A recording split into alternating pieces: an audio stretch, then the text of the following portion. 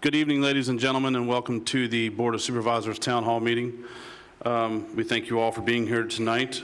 Mr. Baines, would you call the roll? Yes, sir. Dr. Orth? Here. Dr. Lemming? Here. Mr. Hudson? Here. Mr. Crisco? Here. Mr. Nicosa? Here. Ms. Hanson? Here. Mr. Bonneville? All present, sir. Thank you very much, Mr. Baines. If y'all will indulge us a second, I do have one bit of business to take care of prior to starting the town hall. We have a discussion and decision on allocation of funds from the school zone camera violations with a possible appropriation. Mr. Baines, would you like to address that? Yes, sir. Thank you. So we've had speed cameras up at a couple of our schools now for several months, and as that funding has come through, we've got some projects for the Sheriff's Department that we're looking at trying to fund. So I need you first to have a resolution to allocate the revenues received from the school zone camera violations to a committed fund for the Sheriff's Office for use in accordance with the state code, because the code's actually changing here July 1st. So moved.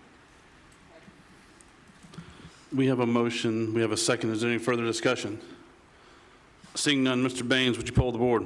Yes, sir. Dr. Lemming? Yes. Mr. Hudson? Yes. Mr. Crisco? Yes. Mr. Nicosa? Yes. Ms. Hanson? Yes. Mr. Bonneville? Yes. Dr. Orth? Yes. It passed.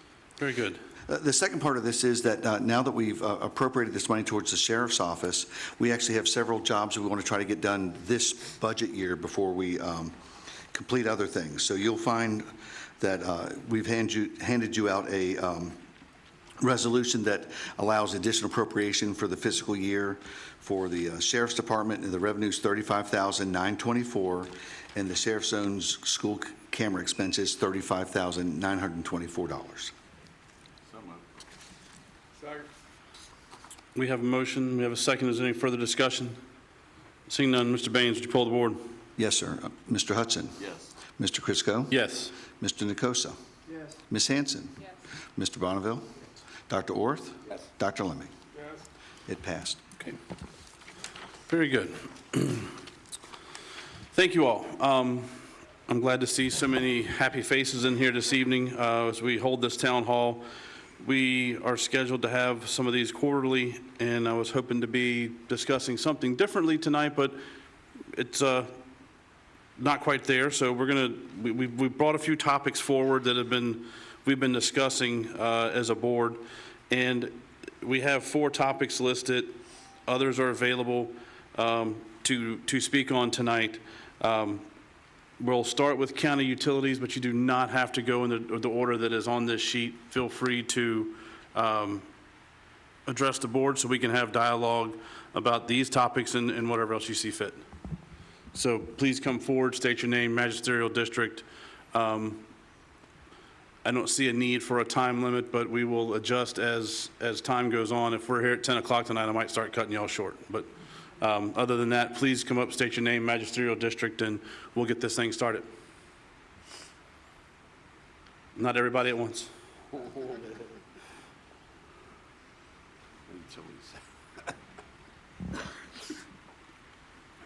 Maybe we should just comment on where we are with utilities. I will in a second, see if. Hello, I'm Jennifer. Let's pull that. There you go. Can you hear me now? Jennifer Witt.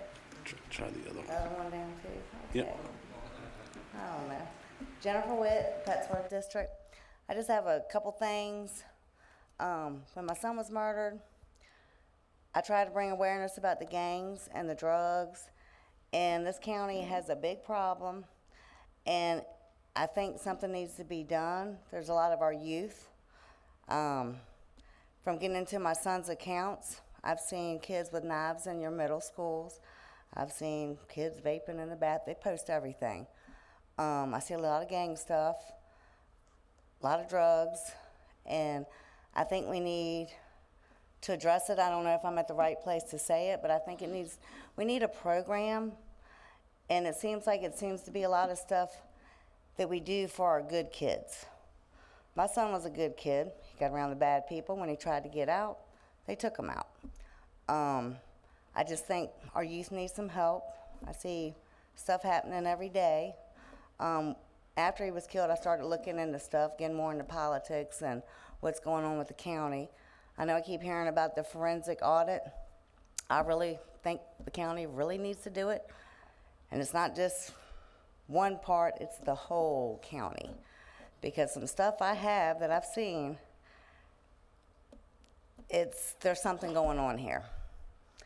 And I think that's about all. I just would like to, seriously would really like to get something to help our youth. Scared Straight, not just keep doing stuff for the good kids, the band, the honor roll. Stop trying to put these kids in, and what they do is they try to put them in the GED program, so they can get them out of school, okay? They try to do that to my son. I'm probably one of the only mothers that will admit my son got to the bad people. This is a 44-year-old and a 36-year-old and some young ones, and nothing has been done. Still waiting, but I'm willing to help. I have baskets at 3 counties. I supply basketball, footballs, soccer balls, trying to give something, and then I give trophy. I used to do 3 trophies a year, trying to get kids to show a car with their parents. We need something. There's plenty to do. I don't want to hear that there's nothing to do for kids here.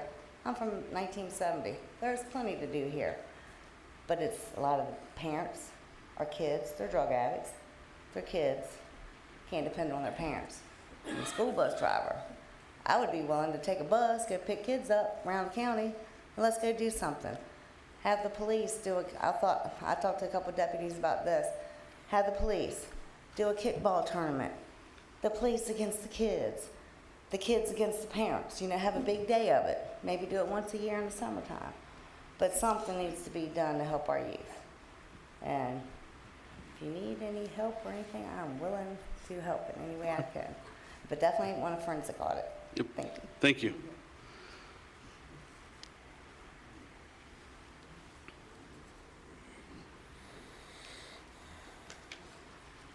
Is this my name's Randy Orville from the York District. Can you lift them up so we can hear you a little better, Randy? Is this a ask a question or just? Yep, say we're going to something? do, yes, Okay. we're going to answer. This is for dialogue. We don't get to do this at our regular meetings. When you come up, you have citizen comment, we listen, and then if we need staff, we will direct staff to try to contact you and connect with you to do this. This is so we can have the dialogue that misses from our regular meetings. Okay. Well, like this lady said, hopefully the sheriff's department can make some money off these speeders and might be able to spend some of that money to do something to help them out. I have a couple questions. One is, whatever happened to that broadband? Did anybody from the county ever sign up to get on that? And did that cost the Gloucester County any money? And if so, how much? To my knowledge, we had limited sign up in the county. And I believe the money that we expended was all ARPA funds. I don't know if we used any local dollars for any of that process. I know that the folks that were doing that came in with a product that would not work in our location. And they then brought in a different product. Speeds were still lacking, and I think that they're still working on trying to figure out the best path forward. But Is that over? to my knowledge, it's not over, but it's just slowed. And how many years has this been going on? This is 21. 21-ish, 22. Whenever we got notice of the ARPA funds, we dedicated some to the broadband, and it started then. All right, are they gonna move forward on this firehouse that could have been built in 2023 now? Have they done anything to help those folks out? So the firehouse, we got the bids back.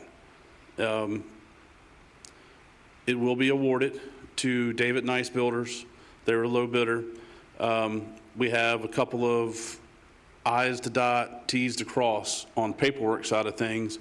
I believe at our first meeting in July, we will be handling the borrowing for that, hopefully to close by the end of July so that we can start sometime in August on construction. Site plan, tell them it's approved, right? Yeah, site plan is approved. Site plan's approved. So they're All right. here. Shovel's ready to go. I would like to bring up the forensic audit that this other lady brought up too. I think it's something that really needs to be done for the citizens of Gloucester County. I mean, when you take the totality of the circumstances, that the way everything has fallen in line, it smells like a forensic audit needs to be done, and not only with Gloucester County. You know, it's funny, you want to raise taxes on people, and everybody votes for it. You want to do a forensic audit, people go, well, hold on a minute. Oh, well, Bob did a good job, or Fred did this, or Mike did that. But I'm glad everybody's doing a good job. I did a hell of a job too, but I didn't get no bonus. But the thing of it is when you have that many uncertainty and unanswered questions, you know, people get let go. County administrator's not here. The assistant county administrator / CFO, she leaves. Y'all raised taxes $6 million. You know, the public utilities wasn't taken care of like it was supposed to. So where did that money go all along? You know, then I get hit with my house goes up out through the roof. Ain't nobody waiting until January 1st to tax me. They're taxing me this June on my house. Where is all this? What happened to get us to this position that we're in now?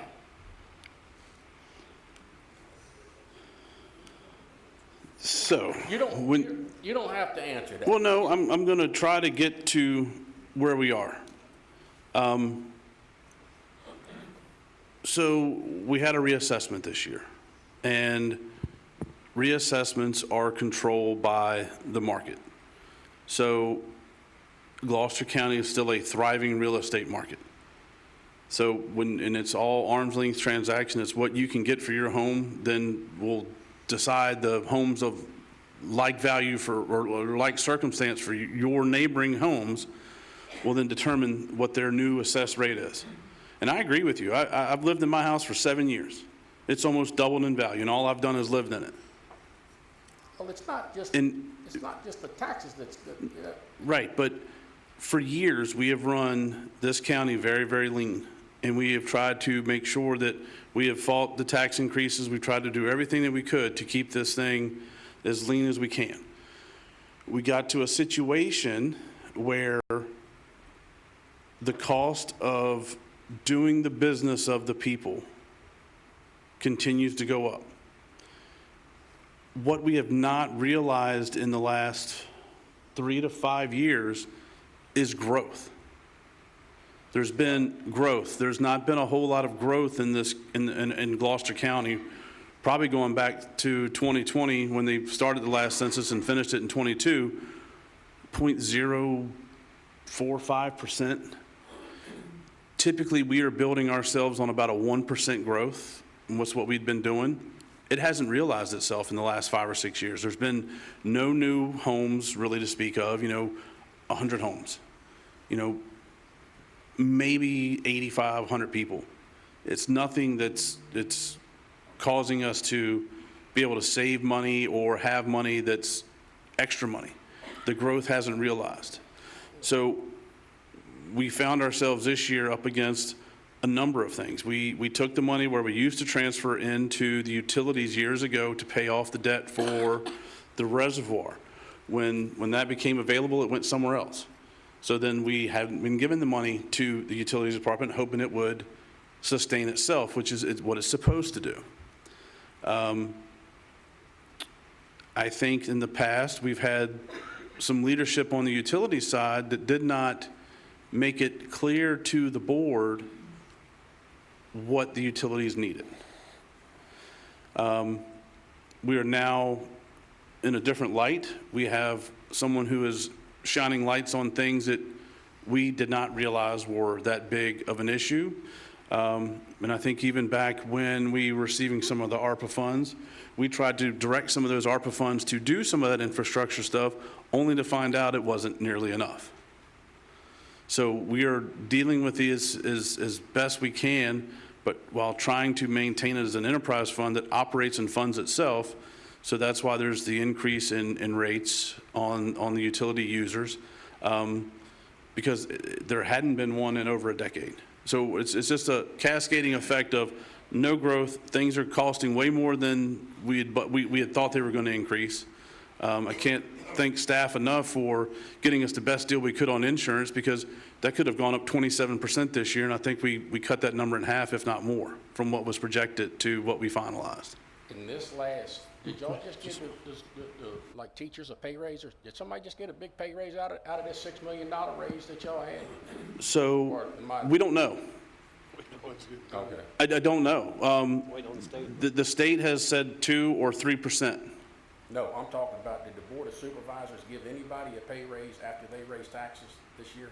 Yes, the teachers will receive 2 to 3%. Why would you do that? Why would you give anybody a pay raise if you're having all these problems that you're just sitting here telling me that you're having? One time, maybe not giving somebody a damn pay raise, I'm not gonna, I mean, it might, I mean, you're choking everybody out for money, and then I'm gonna go ahead and give some pay raises to these. If you're gonna give it to the teachers, give it to everybody. Let's just give it to everybody.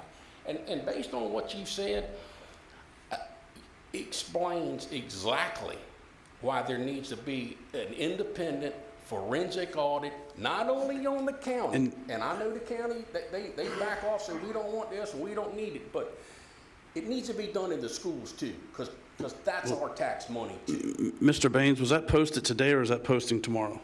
The RFP? I think it's being posted tomorrow. It's already out there. It was out The today. RFP went out today for the forensic audit. That's all I need. I appreciate everything y'all do. Have a good day. Thank you, sir. One more issue. Randy? So another thing that happened several years ago, the state, because they recognize the importance of veterans in this community, said to the counties, let's give veterans that are 100% disabled a free ride for personal property and real estate. So this has hit all the counties pretty hard. And right now, 3 years ago, what was it, 4 years ago, we had no relief for veterans. Now we have, what's it, about $1.5 million of real estate and personal property relief for veterans that are 100% disabled. And it's an issue. I mean, we're recognizing the importance of veterans in the community and to this country, but the state basically mandated to the community, this is what we'd like to do.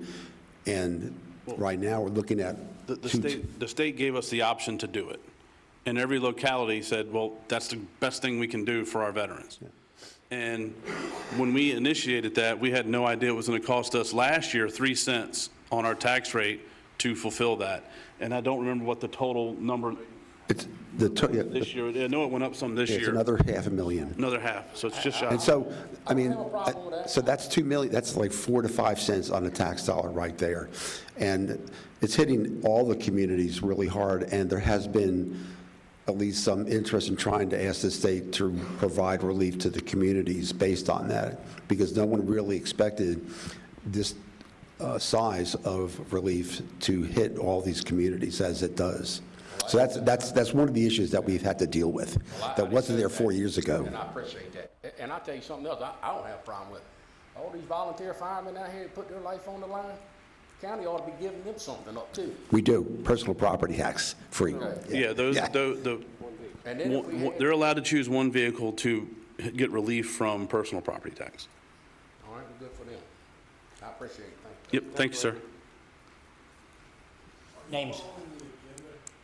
We don't, well, I was going to, but there's people here that want to speak about everything. So if, I mean, we're going to handle these topics and more, so I'm not, the agenda's loose. It's just some topics we threw down. I'd rather have the open dialogue. Yeah. Yep. Name is Carl. I live in Hayes. You know why I'm here. Yeah, I've been emailing you about the water. So I find out I don't have social media. I don't have a TV. I work on trucks and I work for the government. And I work as a contractor. And I get home and I go to sleep and I get up and go back to work. Again and again, every day.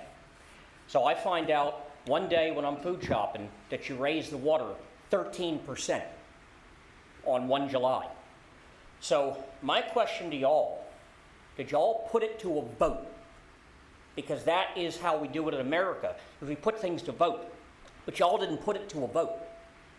My idea to you is to rescind it, turn it around, and all these good people here that are going to get stripped during this fuel crisis. Put it to a vote and find out if people want to raise the water bill. I understand the utilities are an issue, but you know what? I'm in this with everybody else. I'm dying on fuel. I'm dying going to work on fuel. And you know what? 13% is do I stop paying my water? Because what do I do? That's my question to y'all. What do I do? What do all these good people do here? Y'all just put it out there, oh, we're going to raise it 13% because we need to collect this money. But in the midst of a fuel crisis, that's my question to y'all. That's just one of many questions. So we had I don't know, Ms. Legg, public hearings. This was done, I mean, we started this process last year, but the rates are handled with their own public hearing, and this board did vote on the raising of the water rates, or the utility rates. I believe it passed 5-2, if memory serves me correct, on increasing the rates for this year. So I've already got emails from one of y'all that rates are going to keep going up. So if the rates are going to go up 13%, then they're going to go up again, then they're going to go up again. So where's the top? Where's the bottom of this at? So, you know, do we get to 40% base water, $50 base water, $60 base water, $100 base water? Where does it stop? Where does it end? We agree. This is an issue that we have kicked the can down the road for years. When I got on the board, 15 years ago, there was a report that said we should be increasing water rates on a regular basis over time. We didn't. And now we are suffering from the fact that we did not do that. And we have, over the last couple of years, received numerous concerns from citizens about what's happening with the water, but we've had no choice. In order to make the utilities solvent, because it's an enterprise system, it's different from the county. It's had its own budget. It's all separate. It has to operate on its own and not operate in a deficit, and that's why we are where we are. And I'm really sorry that we're in this situation. Had we tackled this 15 years ago in a way that we should have, and that is some of the issues that go back to the original person who was in charge. We've got infrastructure problems, as all communities do. We have a hard time keeping people because our salaries for our staff are low compared to adjoining counties. We're doing everything we can to make the... Couldn't have picked a worse time to do this. With gas being almost $5 a gallon, I have a big diesel truck. That's almost $6 a gallon. I don't drive that a lot because I can't afford to drive it. So you couldn't have picked a worse time to do this. And while you probably won't do it, is there a way to flip it and put it to a vote, put it to Gloucester, and ask people, just ask them if they want to raise the water? Honest question. Can you put it to a vote? Honestly, I don't think that's possible because the entire county is not on the water system or the utility system. There are 5,700 people on our water system, in 5,500 people on our water system. I was told in an email from you, you're Dr. Lemon, right? That you said that almost everybody that has a water line in their front yard, even if they have a well, is paying cost. You sent me an email on it. The question you asked was, Joe, can you get a microphone? oh, yes, I think the question that I answered was, if there was a water line that ran in front of a residence and the residence did not tap, do they pay a monthly fee? And the answer is yes. Still, I think metered customers, there are about 5,200, am I correct, Ms. Legg, give or take? Metered customers. Yes, so we have just over 5,200 customers in our system, so that serves about 11,000 people. Right. So what do I do because my paycheck ain't going up. I'm more or less, I don't get any overtime. I work a salary job, 40 hours a week solid, and I get absolutely no overtime. Haven't had any overtime since 2024. It was the last time I saw overtime. And on my pretty much a fixed income. Whatever I make every 2 weeks is what I make. And when it's gone, it's gone. I gotta wait another 2 weeks.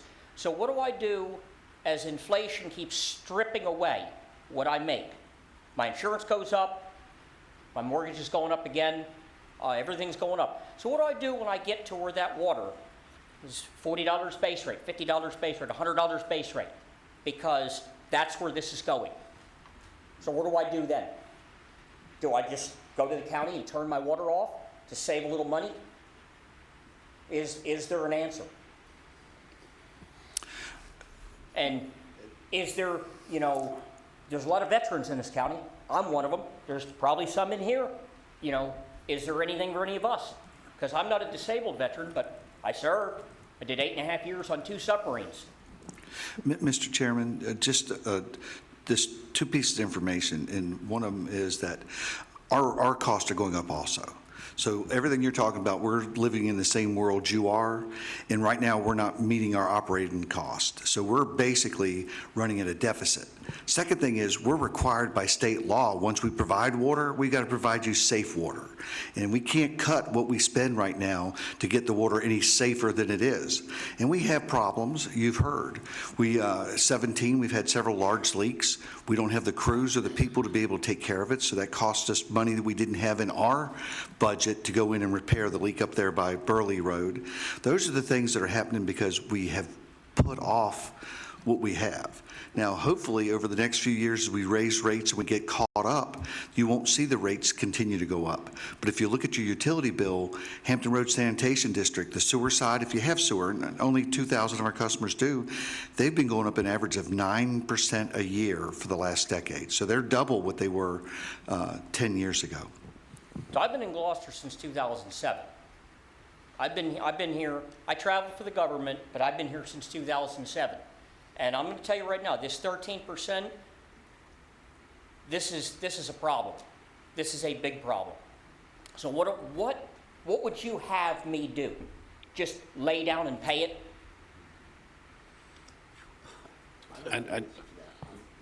Microphone. Obviously. Microphone. I wish I had an answer for you. We are, as Mr. Bain said, struggling to keep the operation solvent. And I know of no other way. I mean, the board has been, over the last 2 years, been discussing the utilities more than it ever has, only because we are in a deficit situation that we should not have been had we approached this years ago. I don't have a good answer for you. We're doing our best, to try to keep rates as low as we can. And, Ms. Legg will always be looking at ways to save money. If we can't raise a 13, but we have to deal with the fact that everything is going up, the cost of chemicals, the cost of, salaries. Again, we have so few people that are here helping us. And what happens is these people get a job, they work here, and then all of a sudden they find they can get a job across the river for twice the salary. And we're back to square one with, few people to solve some of the big problems, which are a lot of leaks in this system.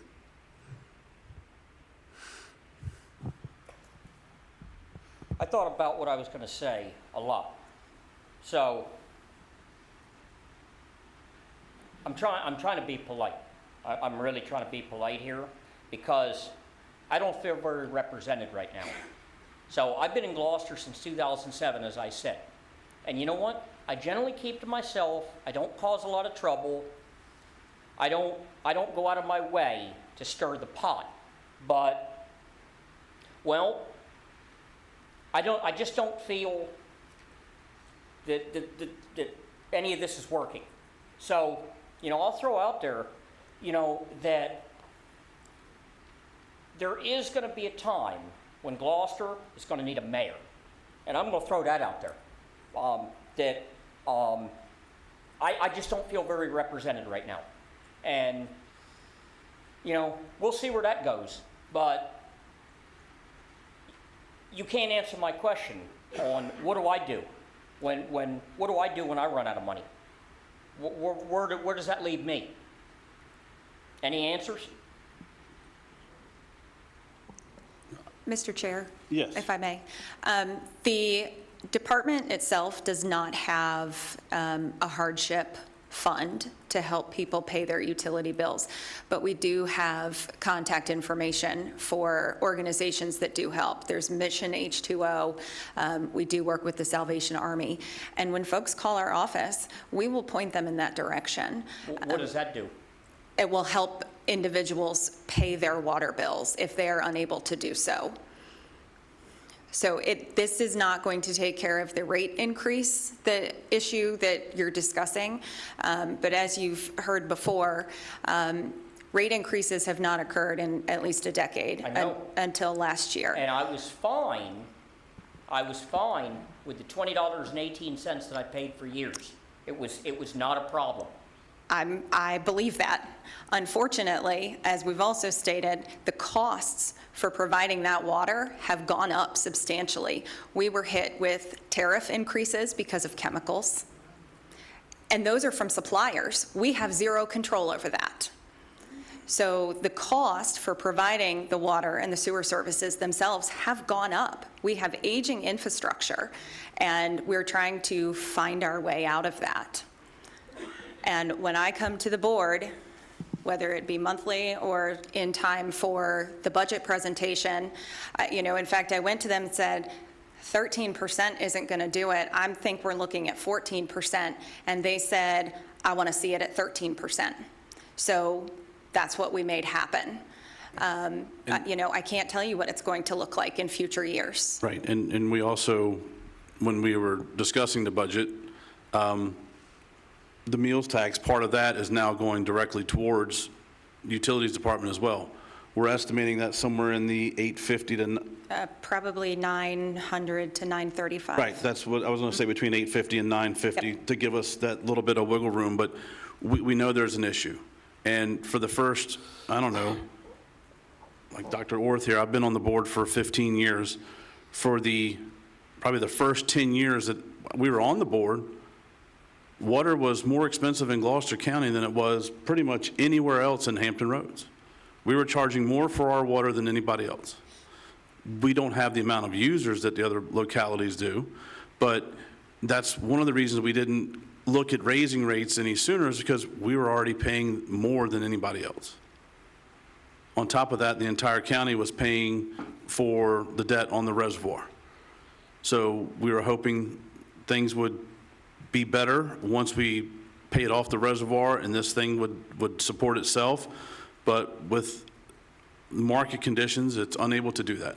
So that's why we are stuck with where we are. So what you're telling me is all these good people here, us and me included, we just have to eat it. We just basically have to lay down and eat it. I mean, That's what you're telling us.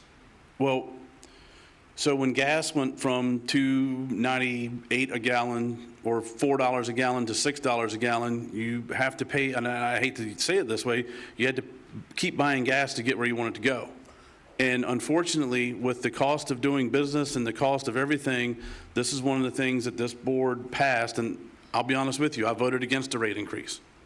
Well, I thank you for that. I didn't know that. The other issue that we see, though, is this was properly advertised, everything was done the way that it needed to be done, all the proper notifications were made. I apologize that you were unaware that this was going to happen, but this is one of those things that's the cost of doing business, and it has to be passed on to the end user. It's what happens in everything that every good that is purchased. If they see an increase, it just gets passed to us. Well, one of my side issues was the water smart meters. And the emails I sent you, Dr. or Robert Orth, you told me that it wouldn't go up. Still got that email. Saved it in my archives. You said the water bill wouldn't go up. It went up to $25.51 for my water from 2018. You told me it wouldn't go up. And I just want you to know that I still got that email. Saved it from a couple of years ago when they put them water smart meters in. But I didn't see the email. You've got a couple issues. Let's start with your smart meter.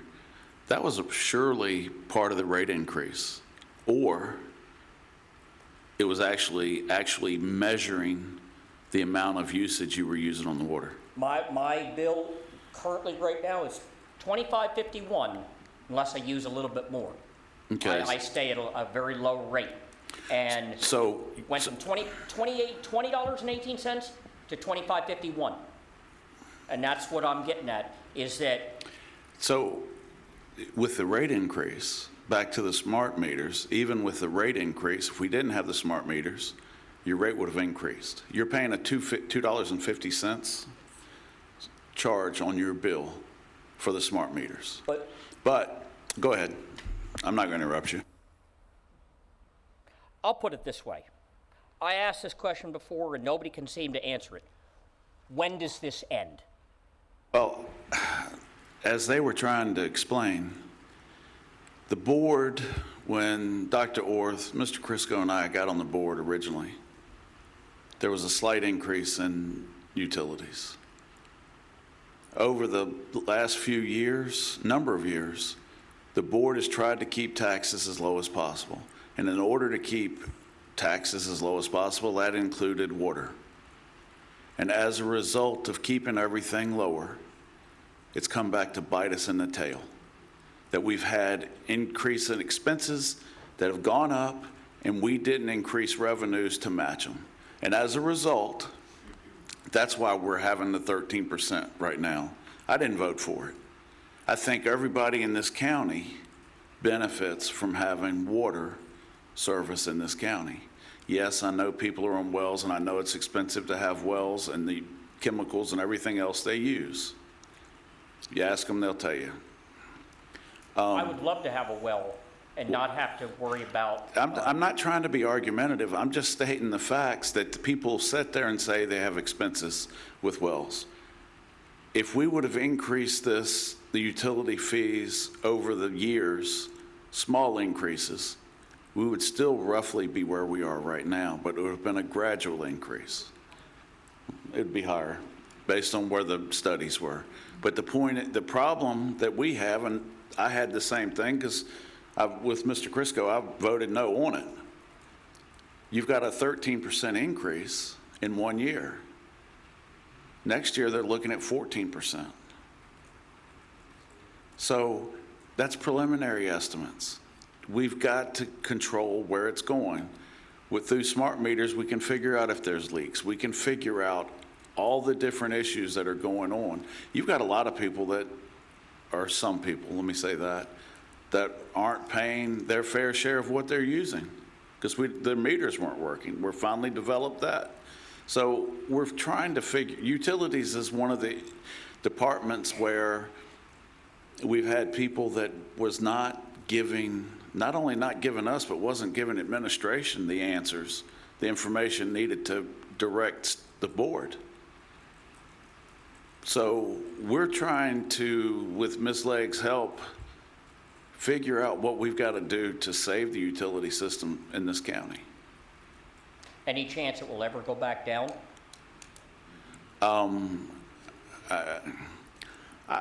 Realistically, no. Has anything ever gone back down? Yeah. The only way, It'll go back down. Honest but question. Yeah. I'm an honest answer.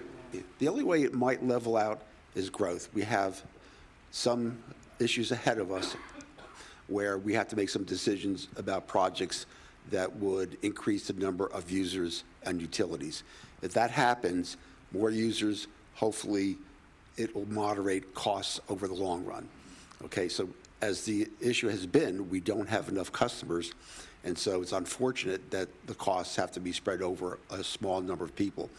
But the issues ahead of us, in particular, if this one subdivision passes, we have the opportunity for growth. There's also another subdivision that's been on hold, even though they've been approved. That's the reserves. Whenever that comes online, all those houses would be on water. So it might moderate over time if we get appropriate growth of people using water and sewer. All right.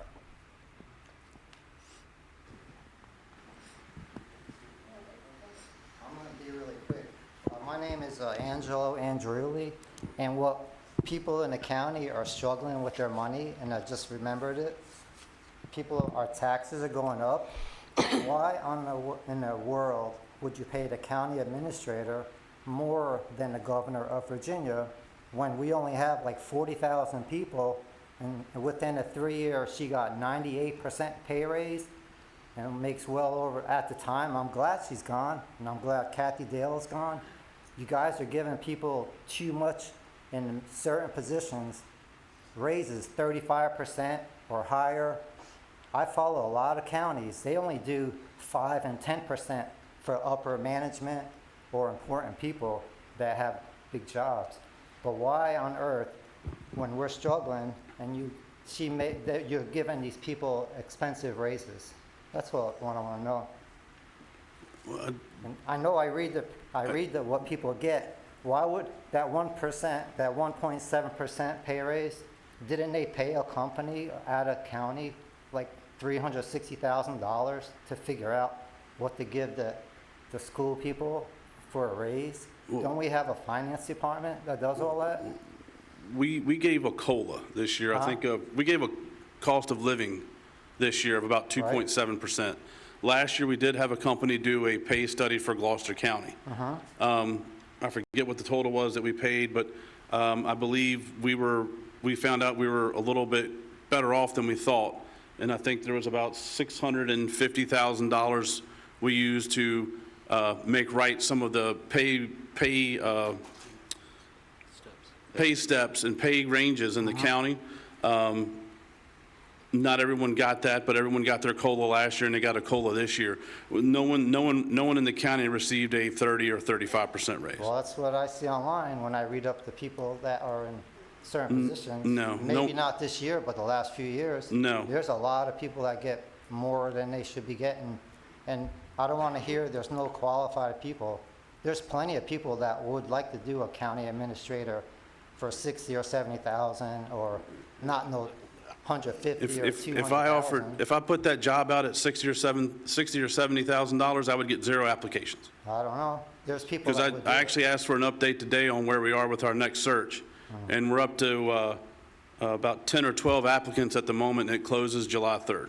Yeah, I think that's a little, you guys don't go to like, I don't believe that, but there's plenty of people that want to have a good job regardless. What do you, like, people, you don't need to have, people have college degrees and different things that can do that job, you know? I'm just saying, why would you pay, I know what I read, and I see that there's a lot of people getting big raises even if it's not in a few years, the last couple of years, and we struggle. And you guys are the top people in charge of the county, and you have that decision authority to say yes or no.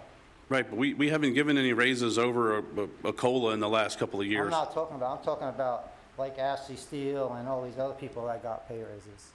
I'm not talking about employees or regular people. I'm not sure. Never mind. You guys, well, thank you anyway, but you need to, people don't know how much they're making, and that's not right. Well, You know? Mr. Anduli, their salaries are published annually. And For their 40,000 people in Gloucester, so she was making 200 and something thousand, when the governor is the governor of 8.8 million people. That's all I'm saying. We're a small county.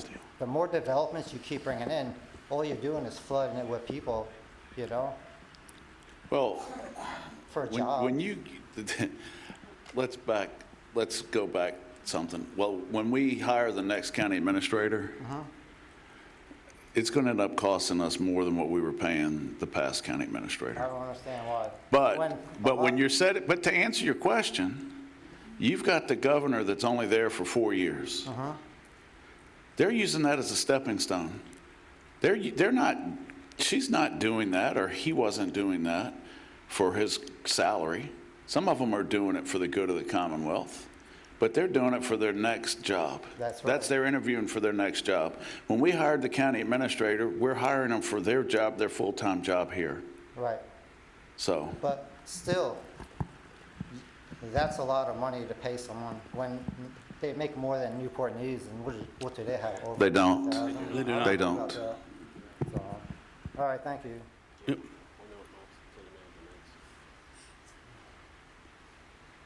I am Dewana Wyke, and I'm Gloucester Courthouse. And first of all, I don't know your name in the purple dress. I'm new to this.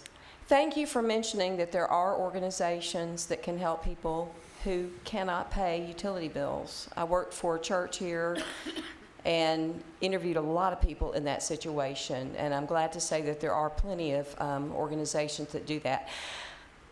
I'm looking for a little education here.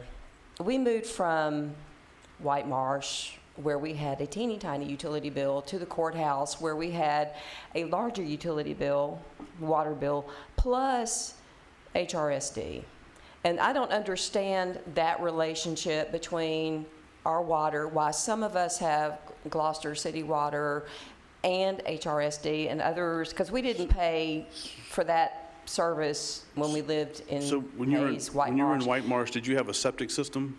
We did have a septic system. And so I'm assuming in the courthouse, you're on We're on city city sewer. water. So and sewer. why is it going, am I understanding that the sewage gets sent under the river over to, why is that?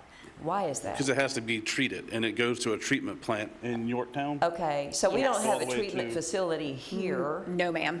Okay, how many people in Gloucester who are on city, I mean, are all of the people who are on city water also doing that? So why are some of us?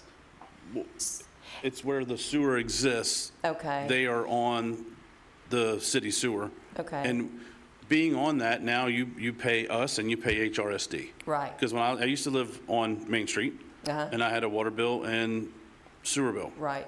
And for years, I was on our Hampton Roads Planning District Commission, and HRSD sets their rates.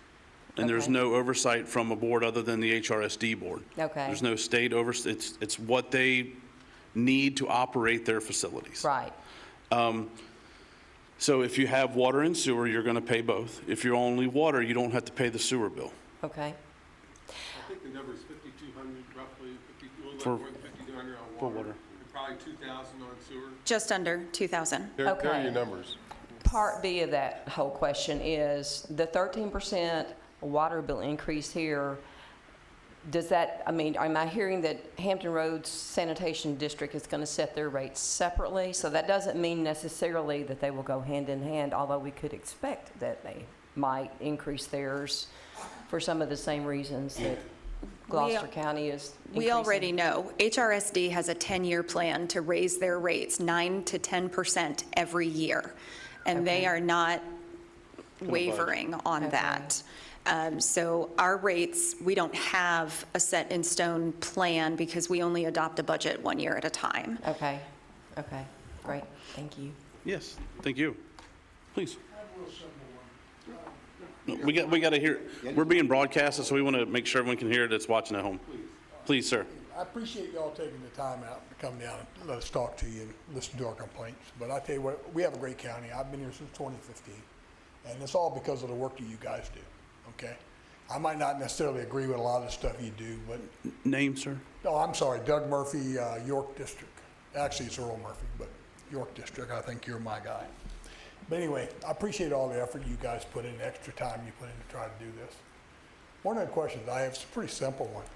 Since I moved to Gloucester County in 2015, from 2015 to 2019, I'd go to the Gloucester Point dump, and I recycle everything. I've been doing this for years. I work utilities in Williamsburg and Anheuser-Busch. I've done it for 29 years. And bottom line is, I try to recycle all I can. We were putting glass in the commingles, no problem. And believe in 2019, it stopped. So I asked questions of the people working there. They said there's no market for glass. So I pretty much said, okay. And here recently, what I found is that there is a market for glass. And from what I understand, Waste Management takes all of our commingle that comes in those load-offs that we put in there, and they take it to TFC in Newport News. TFC in Newport News also is the same outfit that handles all the commingled glass and recycles for the city of Newport News. And Mayor Jones, bless his heart, he actually got a couple of grants to provide some purple bins, which is basically a big roll-off that has a smaller hole in it you can only put glass in.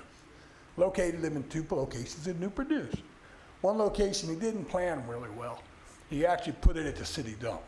The problem with that in Denby, you have to be a resident of Newport News to even get in there. But he put one down on Main Street, right behind the library. So we can actually take our glass down there. And we do that. We get about a month's worth of glass and we take it. What really got me on this kick was I'm trying to figure out how we can get glass recycling back into Gloucester. So I reached out to engineering department, who runs the contract with waste management, and I got a call back from Brian, I believe his name was. Took him a while because he was busy because y'all were doing budget, and I understood that. He gave me a guy's name named Vince, who runs the regional landfill for us in Gloucester, and gave me a number to call him and explain some of the information that I had already gathered from James City County's. They actually have a person that's called sustainability manager, a bigger county. They got a lot more money. But what she does is she goes out and coordinates. They actually have purple bins at all of the recycle locations, and they actually take it up to Owens and Toanna, and they take the glass because they'd love to have it because 40% energy. They want to have 40% mixed because it costs a lot less to crush the glass and refire it than it does to make it. And you think about all the green gases that you prevent and your carbon footprint. So what I was asking is if you guys can maybe help me try to figure out how we can get glass recycling back at our dumps. I absolutely agree. When they stopped doing glass, I was like, that's the most recyclable thing you can have besides paper. And I didn't know that they were doing it. You know, it goes with commodities or anything else, you know, with what's going to be recycled as far as glass and plastic. My husband went up to the dump not too long ago. We recycle all of our paper. Right. And then they were like, well, we only want the, you know, corrugated paper, not the, and so it's like, he's like, just throw it all in there. And, you know, we try to recycle where we can. And when, you know, when they stopped recycling glass, I thought, well, why would you do that? It made no sense. So I would be in favor of trying to figure out, I mean, it's a small little thing that we can do to keep it out of our landfills if we're, you know, doing that, or even making. Basically, that's what we're doing now. Yeah, and if we can make, if we can offset cost by Mm-hmm. recycling glass, it seems to make sense to do so. The story that really got me started on this kick was I was at the recycle bin. Everybody that comes up there while I'm putting my stuff in, I thank them because we only got one planet. There's no planet B, okay? And there's no place we can live. This is it. So whatever we leave behind is going to be here for our great grandkids or whatever. So the whole point is, if, you know, I ran into a lady there who actually washes her glass out and takes it with her on vacation to see her family in Ohio so she can recycle it. I ran into another lady that really got me started because she takes her glass to Matthews County. Matthews County recycles glass. But see, they're not tied to waste management. They're tied to VPSA, who is actually run out of Richmond. And all their commingle goes to Richmond and they sort it up there. And that's where a lot of the counties handle their landfills through VPSA, not waste management.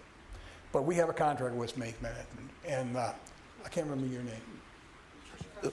Tricia is going to send me a copy of the contract that we have with them because they actually pay us as a county to run that landfill for us. Mm-hmm. So I'm sure that maybe it's, you know, at first I thought maybe it was just because of the cost of the weight of driving back and forth. But this is before the gas prices went up, okay? But the reason why I'm bringing it up to you is because I can't get anybody to answer my calls. The number I got was not, the number that Brian provided me was not the number for Vince. It was for one of his managers at the landfill. And I've been leaving multiple messages in the last week and a half trying to get Vince to call me back, and I'm not hearing anything.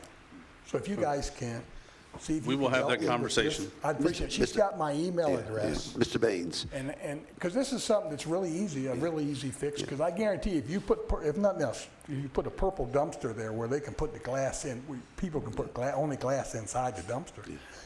That's an easy process, and there's actually a glass foundation that I found out about from the sustaining manager in James City County that actually takes glass. They give you grants to buy those purple bins, and they're locked, so you can't get in them.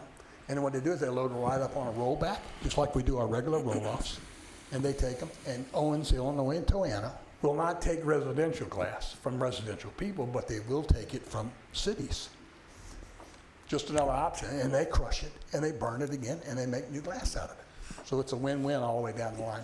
Thank you. Yeah, I was going to ask Mr. Baines, maybe we could get Waste Management to come to our meeting and explain their recycling issues, and that might help, Well, I answer thought some. maybe if I could get a hold of Vince, Vince would be able to explain it to me probably in less than 5 minutes of why he can't do it. Because when you talk to people that work there, they don't really know all the politics. So basically, they gave you the line. And I actually talked to one of their area managers who was filling in for them right at Easter weekend. And he said the same thing that the guy had told me there that works there every day, that there's no market for it. But I explained to him, I said, there is a market. There's a big market. It's not like China's not buying our glass. We're using our glass here. So Well, if there's no market for glass, then the recycling of solar panels, we're in trouble for, because we've been told they can be recycled, and glass is a big portion of that. But that's So, true, yeah, maybe we ought to find out, make sure there is. I think it would be something I think the county would really get behind, because you can imagine, every one of us has glass, you know? Right. Everything that I do, me and my wife do together, we end up with about a bag, a 15-gallon kitchen trash bag in about 2 months. Where do you take your glass? You said there's a recycle bin behind the library? Here? Right there, Main Street Newport News. Library in Newport News. Oh, They okay. put it right behind there, and you have to pull around the back of the building, but they don't ask you what county you're from. They just want the glass. Correct. And when they fill that up, they use their resources in Newport News to pull it to Toanna. And then they unload it and they bring it back. Yeah. Mayor Jones put that together. We will have staff get a hold of Mr. Jameson and figure out why this is continued and why they're not taking advantage of the other opportunities in the area. Thank you, that's all. We will I can do that. ask. Now, And we will again, follow I up wanna with you as well. Thank you guys for having this town hall. Yep, and we will follow up with you. It's an opportunity for us to intermingle and actually learn a lot about what you guys do every day. And I appreciate the effort, because I know it's hard. You guys all have full-time jobs. A couple of you are physicians, I guess, I'm assuming, if you're not retired. But I appreciate it, I really do, because I can't imagine how y'all do it. Let me answer a couple questions for you. Sure. The problems started in scrap in '89, so I know a little bit about it. Our recycled material goes to West Point, does not go to Newport News. Really? It goes to a MRF. Paper, they want the cardboard because it's a market that they can actually sell. When the paper's commingled in with the corrugated cardboard, the value goes down. Sure. The glass, and actually, with Corning, they must be making brown glass. Because if it's any of you can put one brown bottle or one green bottle in with clear glass, the whole load is rejected.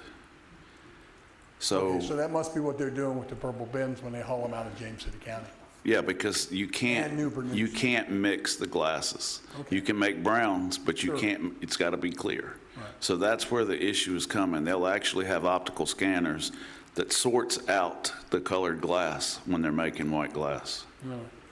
So the cost of recycling is it's high, but it's cheaper than what it is on raw materials. Well, 50%.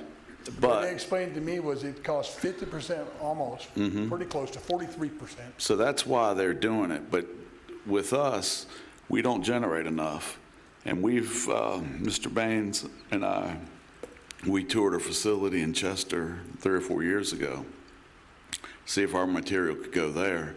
And they didn't recycle any glass there. And that was coming, you remember what municipalities that was coming from? It was down in Chesterfield. They were picking up everything from West Point, and I think Charlottesville, yeah, Lynchburg. It was GLF was the company instead of Waste Management. Yeah, it's VPSA right now. That's who's running it. I confirmed with them. But That's where VPS Matthews is hauling sending their glass to. VPSA goes out to right off Commerce. I think it's up there, right there in Richmond. Yes. So that's where they're going, but then they're going to sit there and still send it out. Yeah. So that's the reason for it. You know, the recycling glass is not as easy as it sounds. Okay. So they got to have a sorter, basically, it boils down to. And maybe they've got that in Richmond. And maybe they've got that in Chesapeake, because TFC does it. I was under the impression, because the guys at Gloucester Point told me that all of our commingle from WMA, actually, at the point dump, actually goes, those roll-offs get hauled down to Newport News, to TFC, to Tidewater Fiber. So you're sure it all gets hauled back up to West Point. West Point? Because Tidewater Fiber's facilities in Chesapeake. In Chesterfield. Chesapeake. Oh, in Chesapeake on the Tidewater side of Fibers. the river. Yeah, but they also have a satellite in Newport News. And that's where Newport News does all their commingle. They don't separate it. They just ask for the glass, because I lived there for 25 years before I moved to Gloucester. And we just had a bin. And they still have that, because that's what I was wondering. Why would Mayor Jones come up with these purple bins? Why would he put them there? They've got the purple bins because people want the recycling. We can put the purple bins. Yeah. But the material, what you're putting in your recycling at your house is mainly your cardboards and your plastics. Yeah, they're also And the still picking papers. up glass too. Yeah. See, that's what I thought. I thought they had switched over. I thought maybe they had said no glass. You can't put it in the household recycle, but you could haul it somewhere. So I called Newport News, and Newport News still does curbside recycle, and that's one of the things on their website. They take all glass. All it's got to be is rinsed and the lid's off of it. So I think what he ended up doing with the purple bins is he just did that so that they would have another opportunity, because, you know, the way Newport News does their curbside recycling, you don't opt out of that. It's the same thing with utilities we have here. You're there, okay. No matter whether you hook up to it or not, you still got to pay for it. Everybody pays. Okay, so if you can just get back with me and see, just to get an answer. Yes, we'll get that and get it I back to you. appreciate it, because I mean, I know glass is a lot heavier than regular paper and stuff. So, all right, thank you, appreciate it. Yep, absolutely. Hello, my name is Sarah Norman. I'm pretty new to Gloucester, about going on 2 years, so honestly I'm not quite sure what district I'm in. I live in Dunston Hall, right near the high school, right next to the high school. Abington District? Okay. Is this the right format to ask about traffic issues? Sure. We'll answer what we can, but it's Okay. mainly a VDOT issue, but we will do what we can. Well, so it's kind of a niche issue in our neighborhood, Dunston Hall, right next to the high school.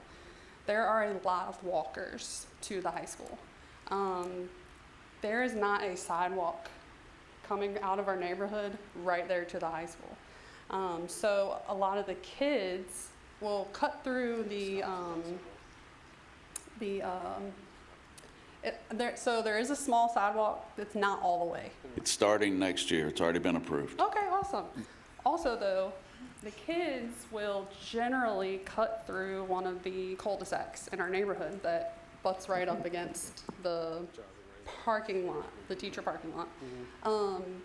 And honestly, I think it would be a great idea, and I'm just throwing this out there, if there was a little cement walkway or something there. I don't know if that is owned by the homeowners there, that property. But I mean, I think it would be worth asking them, like, would they oppose a nice sidewalk there? Because for one, it would keep the kids off the road. During drop off and pickup, it gets very backed up and it's not very safe there. So I know if I lived there, I wouldn't mind at all just having a little cement, sidewalk there so that the kids could just go through. My daughter started riding her bike to school, so that would be kind of cool for her too.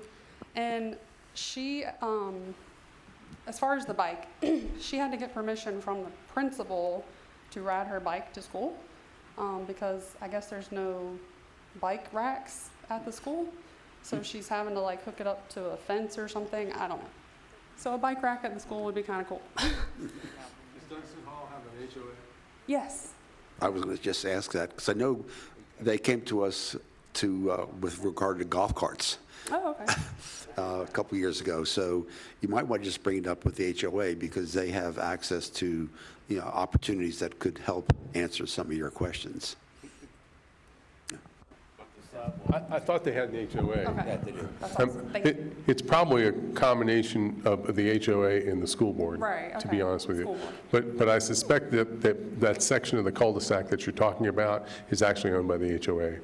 Oh, okay. Yeah, because it's a pretty good size area there that's Right. outside the Right. houses. And as far as the bike rack, I can make a suggestion kindly to Dr. Vladu that the school board look at bike racks, but that's the school board. Okay. I'll do that. I mean, Oh, yeah, I don't mind I think doing it's a it. good idea. Yeah. I don't think that's a bad idea, and I'm sure that, if they had an interest, Dr. Vladu will find a bike rack someplace, but. I mean, my daughter and her friend have started riding bikes, so. Well, they've got a unit in school that they could probably make it right there. Yeah, right.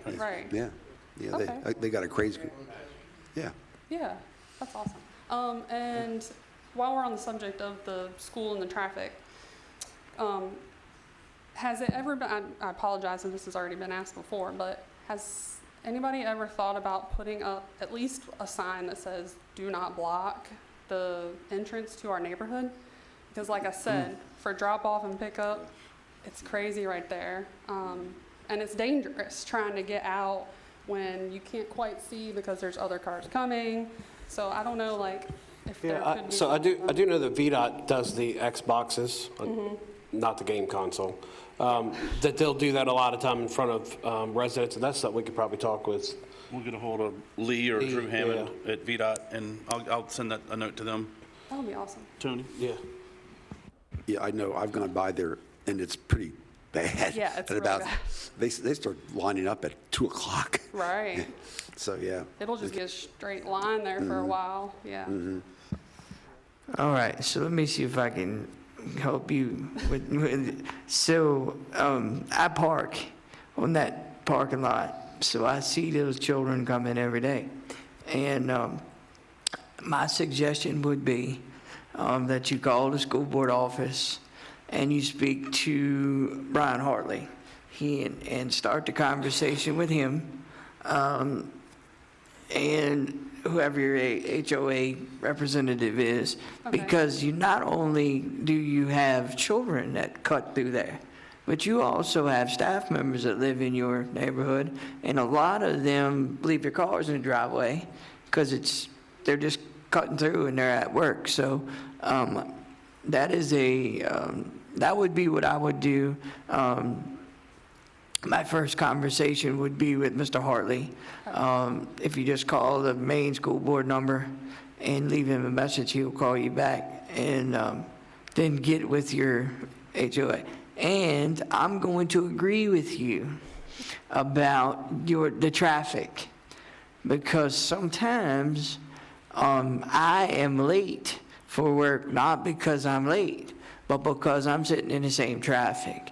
And I try very hard to be cognizant of your neighbors who are trying to get out as well. So I will slow down if I see an opening for somebody in your neighborhood to get across when I'm coming. I will let them across, because I know if I don't, they're gonna sit there forever. But I will tell you that, because you can't see it from your house, there are two gentlemen that in the morning time, their job is to get those cars in and get them out. So there's one on the right and one on the left. So there is some movement there. However, that is a good idea, and I actually talked to a young lady that lives in your neighborhood about there being some passageway. And so my suggestion, as I said, start with Mr. Hartley and whoever your HOA president is, and see if we can't work together and get something done, because they just repaved that whole area. So at least when they cross through the woods, they're walking somewhere nice, because as we know, everybody here knows, that's where the trailers were, and there were big divots in the street, but now it's good. So that's my suggestion. Thank you. To have a conversation with him first. Okay. I appreciate that. And you're right. Those two gentlemen that direct traffic are amazing. They deserve some sort of recognition, you guys. They are amazing. And one last thing. Like I said, I've only been here about 2 years. On 17, again, this might not be y'all's issue, but I just wanted to say, has there been any sort of study on why there are so many accidents out there? I mean, I know you guys are probably laughing at me, but because it's probably been happening for years and years, but my gosh, it's like a couple times a week there's terrible, terrible accidents out there.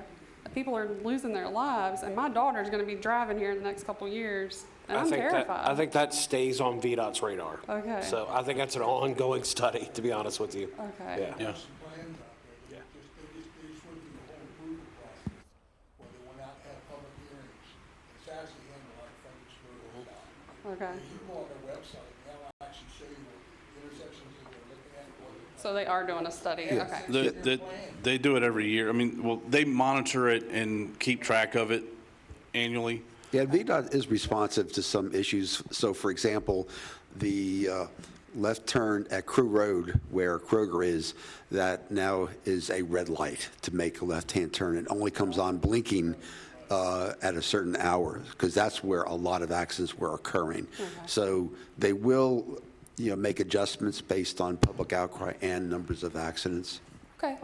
Just wanted to ask.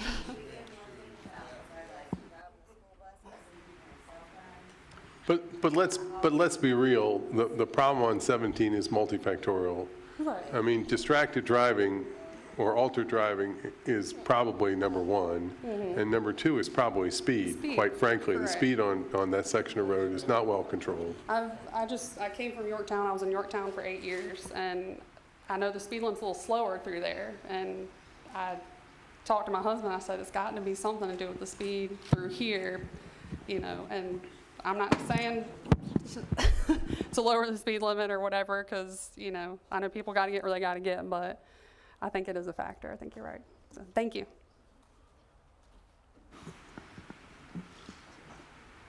Steve Wyke from the Gloucester Courthouse. Everybody needs to be recycling. This guy just left. We're here not to talk about that, but all the cardboard and aluminum needs to be recycled. And people are not educated on recycling. They're just not. Maybe you put something in the beehive thing, I don't know. People are not educated and they don't care. I have a proposal to increase costs for this gentleman here. And I don't mean this bad, but we have a lot of people that are pigs in our county. And I'm proposing a new role. I don't know where this falls. They're going to have to pay them a living wage. It's going to be at least $25 an hour. No overtime.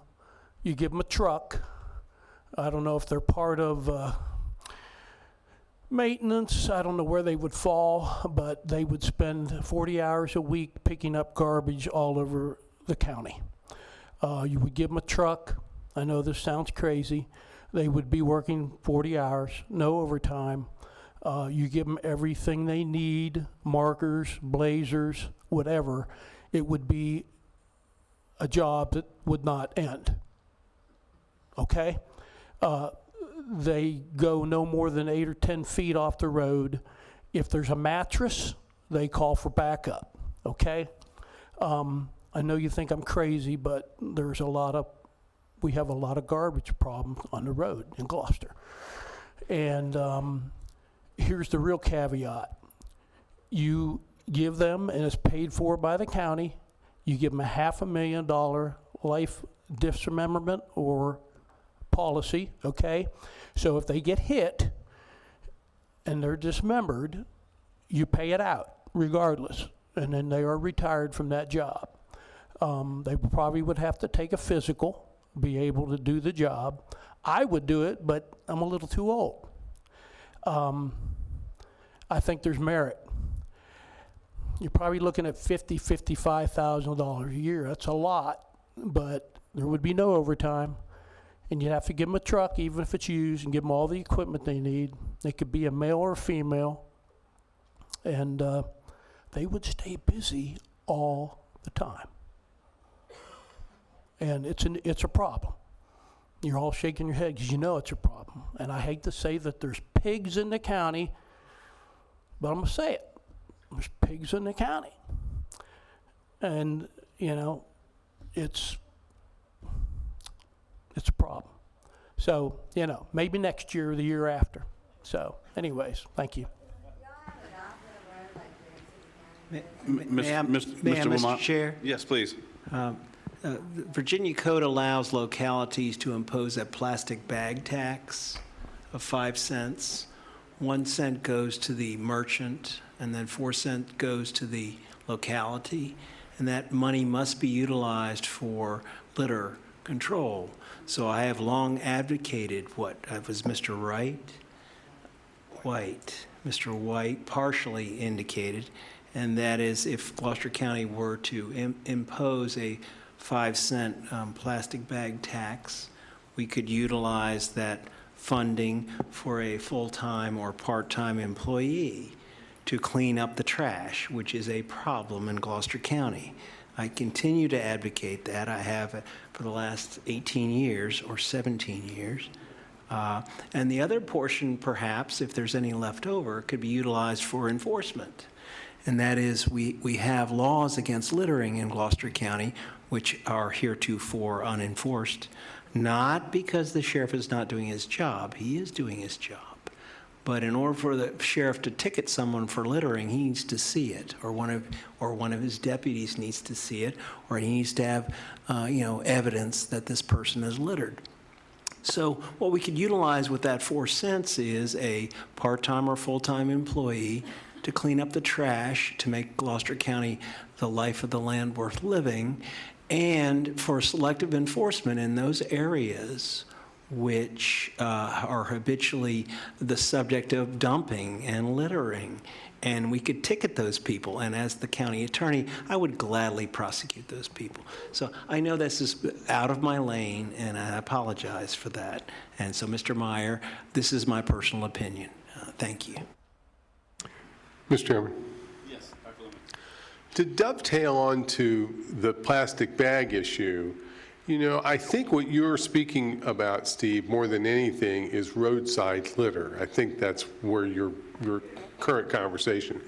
But I'm a water guy in my spare time, and these bags, the plastic bags especially, are especially bad in the bay, and they're bad in the rivers. I mean, what we're doing to our rivers and our bay with these bags that don't ever break down is just criminal. I mean, the microplastics is just, and so I'm going to just say for the moment, I've had this opinion, I've never shared this before, but I've always thought that we should not have plastic bags at all, and if the only way we can get rid of them is to tax them, then I think we should tax the plastic bags. Now, there is code that says, what do you do with that money? I defer that to council, but if nothing else for the waterways, I really think that we should act against plastic bags. They are not good for our economy, our ecology, and our waterways and the health of the Chesapeake Bay.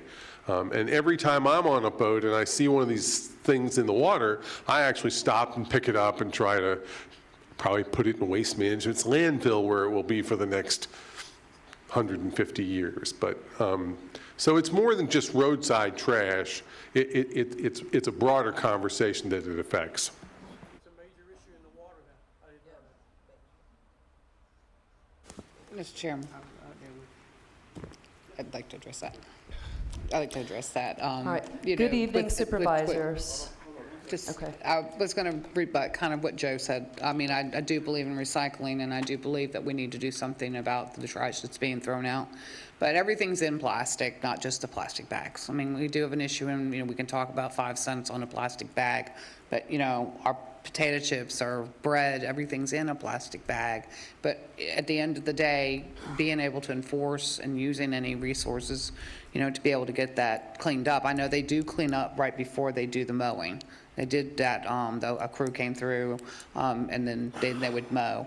But it does need to be done more often. I've been to California, and no one does anything. And the streets are littered, the highways are littered with trash and garbage, and, we want to keep our community clean.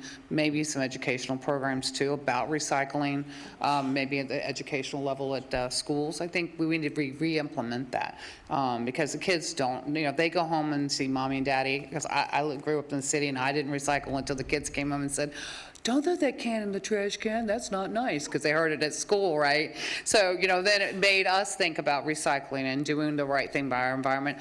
And I recycle religiously now. But, my kids came home and educated me about that, because I grew up in an age of my dad thinking the cleaning out the car was throwing it out the window.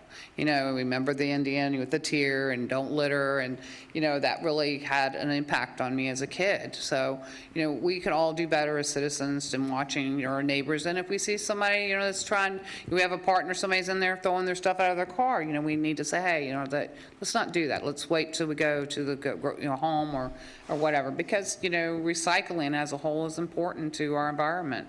And I wholeheartedly believe that, but maybe really starting to re-implement some educational classes to the kids and understanding what that means and where it goes. So I would like to talk to maybe someone on the school board about implementing a program to remind the kids about the recycling programs that we have and what that means to the environment. So. Thank you. And good evening, supervisors, and thank you for holding this town hall and for taking the time to listen to residents this evening. My name is Jeannie Pendergraft. I live nearby in Sarah's Creek near Gloucester Point in Hayes, and I'm speaking tonight because I'm concerned about the proposed 7-Eleven at the former Rite Aid site on George Washington Memorial Highway. I missed the forum, but I wanted my voice to be heard. And while I understand the desire to bring a new business into a currently vacant property, I respectfully believe that removing the 2003 proffers and allowing a modern convenience store with gas pumps by right is not the best use for this important gateway corner. My main concerns are traffic and safety. Route 17 is already a very busy corridor. Adding another convenience store directly across from Walgreens will create more turning movements, increased congestion, and higher accident risk for families and daily commuters in this area. Community character. Gloucester Point has a special smaller scale coastal feel. A standard 7-Eleven design and signage could make our main entrance feel more generic and overly commercial instead of preserving the village-like character that residents value. And there are plenty of convenience stores and gas stations on the way to that area. Rather than another gas and convenience store, I asked the board to consider more compatible redevelopment options for this site, such as a small medical clinic or an urgent care, a local restaurant, coffee shop, or family-friendly retail business, professional offices, or a service business that generates daytime traffic instead of peak evening impulse stops. These alternatives could still provide economic benefit to the county while creating fewer negative impacts on traffic, safety, and neighborhood character. I respectfully request that the board carefully review this application, consider keeping or updating the original proffers, and ensure their redevelopment truly fits our community. Thank you for your time and your service to Gloucester County. Ms. Pendergraft, I absolutely agree with you. We have 6 gas stations. I would make it 7 in our area. We're a gas station and tattoo parlor in Gloucester Point. It is absolutely a shame that we've lost some of our character to business. I mean, I understand that, we do need to grow business-wise, but, my husband and I both had a conversation about it, and then if they do put the 7-Eleven up, are they going to close the other 7-Elevens? Then you have more abandoned buildings. We already have enough abandoned buildings in the Gloucester Point district that are not being utilized, and yet we built a brand new Starbucks, and I like Starbucks, but, over there near Chesapeake Bank, wouldn't that have been a great location? I think it would have been a great location for the Starbucks instead of putting it where it was. But, I don't really support putting any more gas stations in. I don't think it will bring more revenue. It's just going to spread that revenue over other, between the Wawa, and some people like Wawa, some people like Sheetz. I don't really, maybe through the pass or through people, maybe, but I don't really think it's going to bring the exponential income that people might say, you know, we would have to close another gas station down. It's just going to shift that money around. It's not going to improve our quality of life, and I wouldn't support it. And I really, at this point, I would vote no on that. Mr. Chair, I believe this is on our agenda for the July meeting, so we'll be, as a board, addressing the issue because the Planning Commission did vote 4-3 for it. So now it comes to the board, and we're the ultimate deciders on any of the decisions that come from the Planning Commission. But I just want to make clear, though, you know, this is private business asking us to do something. It would be great if we had someone who wanted to establish a medical facility there or any other kind of business. Someone is coming to ask us to do, to remove proffers from the 2003. Unfortunately, in my eyes, and doing this for so long, to me, I don't see it as 7-Eleven wanting to come there as someone wanting to change this zoning from what it was in 2003 to a newer, more updated usage in 2026. You know, yes, there's gas stations. There's gas stations by right. There's other businesses by right. But again, unless someone wants to present us with a different opportunity, who's willing to purchase the land and do this, the county doesn't have a whole lot of ability to determine who develops what parcel. Mr. Chairman. Ms. Hanson, then Dr. Lemming. I believe that, you know, we are 7 people that can vote and say that we don't agree with that in our district or in that area. It's not a right fit. And just because someone offers to come in and do something, is it right for the community? Is it right for what we are looking for in Gloucester? Certainly if a strip club came in and said they wanted to put a strip club there, which is not legal here, and certainly as somebody that's offering money, just because they're offering it doesn't mean that we should accept it. I mean, yes, that property's been sitting there a long time, but should we wait for a better offer? Should we wait just because someone is waggling cash in front of us just to make something that doesn't suit our... I didn't realize anybody was waggling cash in front of us, but everybody gets hung up on it being a 7-Eleven, but what if it was, you know, something else that you didn't want? I mean, it's a private business asking the county to make a change. That's how you have to look at it, in my opinion. Doctor? Mr. Chairman. Yes, Dr. Lemming. You know, this is the issue of landowners' rights versus public rights and desire. That's what this is all about. And I'd kind of divide the conversation if I would. I'm not sure that I or any governmental entity can decide what the highest and best use of a parcel that's owned privately is. That's the landowner's discussion, what they want to do with their parcel to the highest and best use, as long as it conforms to the zoning requirements that are present. And so, you know, it is entirely possible. I've seen, for example, 7-Elevens that do fit colonial character in certain places because they made proffers and they designed the buildings that fit in nicely. So, you know, I understand. I watched the tape at the PC. I saw the vote of 4-3. I'm not sure I'm in favor of waiving the proffers. I'm not sure I have the personal foresight to decide what business goes there. It's not my job. I'll also add, just for fun and the completeness of the conversation of the room, that property has been marketed by our economic development team ever since that drugstore closed.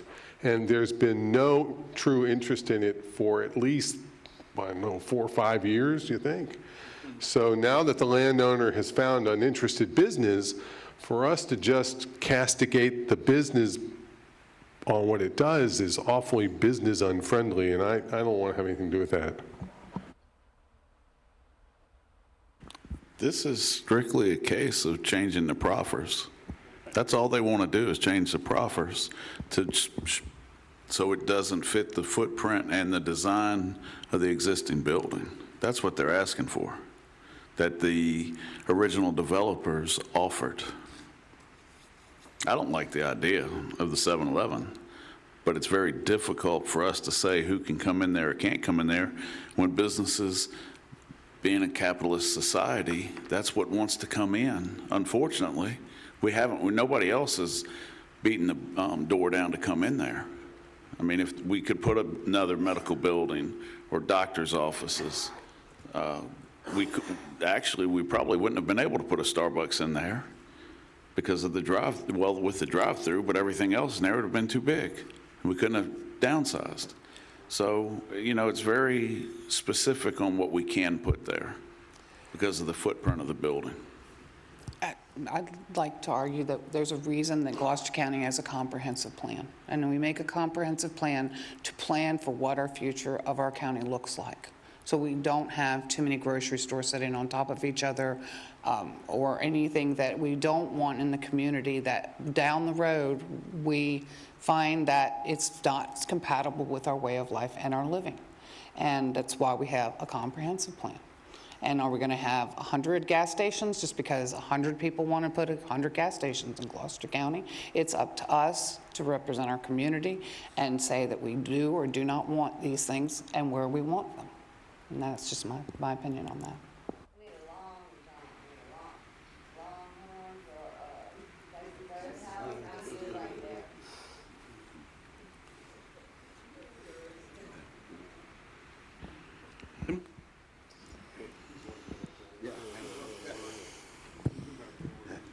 All right, my name's Adam Hogerl. I've been in this county my entire life. Got a few questions for y'all. Is there any difference between rural AG and commercial, SC land rights, tax-wise, etc.? Y'all rezone the county to benefit the county. What is the difference between AG and SC1 if your farmland got moved into SC1? Is there any difference on tax rights?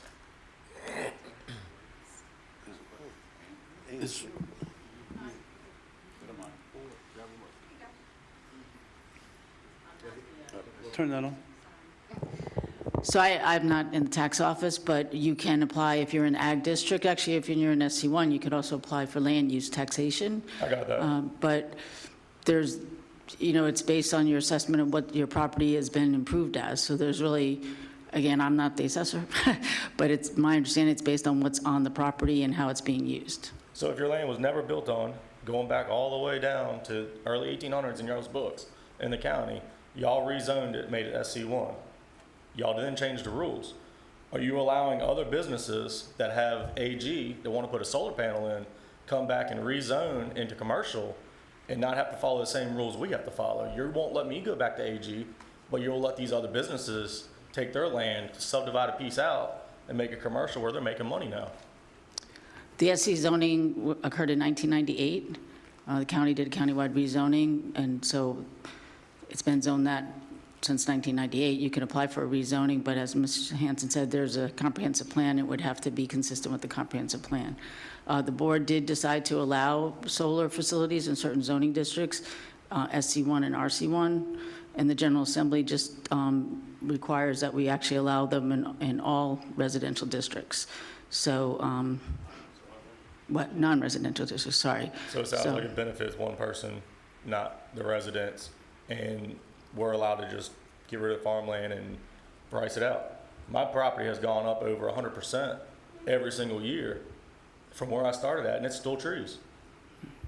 My property is worth more than waterfront property. I've been back and forth bartering with the county. The guy that does all the pricing for the county told me straight up, your land ain't gonna go up much more. Your land's not gonna go up much more. Ashley, you've been in this with me a long time. You know where I'm at. I'm paying $1.4 million for 76 acres. I will gladly sell it to the county. So I can't answer assessment questions, I'm sorry. Why can't I be agriculture? I filed the paperwork. But is it in land use though? Yes. So the land use should give you the relief that whether you have it in, whether it's zoned SC1 or ag, it should be, you should be getting a prorated rate for the amount of tax. I'm being charged more on 2 acres than I damn near paid for the whole property. Well, the 2 acres is probably where the home site is or whatever Correct. else is. So that's going to be developed land, which will not be allowed to go into land use. The remaining acreage should be able to go into land use. But I feel like the pricing is outrageous Well, And that is if you have a farm something structure or that anything else, we're held to a different standard. we follow what we can for the assessments. The assessments are based on fair market value of the properties, based on a history of sales for the last 3 years, because we do our assessments every 3 years now, based on the market trends and the sales in the locality for those 3 years. And we try to get it to within, I think about 10 to 15% of market value. But if I want to go to Lowe's and buy a shed, I have to go to the county and buy a building permit where it's Well, you have to farmland. go to the county to get a zoning permit. It shouldn't be that way on a farm. Your farm is your farm. You shouldn't have to have, if it's temporary, you can take it down and move it. You put a metal building up, take it down and move it. It doesn't have a floor and it's not have any kind of foundation or anything like that. You should not have to do that on farmland. I think if you wanted to build a pole barn in your farmland, you do not have to get a building permit. So there's a touchy situation on that. I did the right thing and I got my ass handed to me by the county. I did it right because when I called down there and talked to Paul and went through all this, I said, Paul, if something happens later on down in life and I die, my kids are left this farm, what happens if they say, hey, you can't sell this place because this wasn't inspected? That is the reason why I did it. Then you came back and taxed me almost $400,000 for an 80 by 80 garage that was nothing but a pole building. You literally could pay somebody to build it for less than 100 grand. I fought the county for a year on that. I had to pay these taxes. It's now considered farm structure, but it's still outrageous.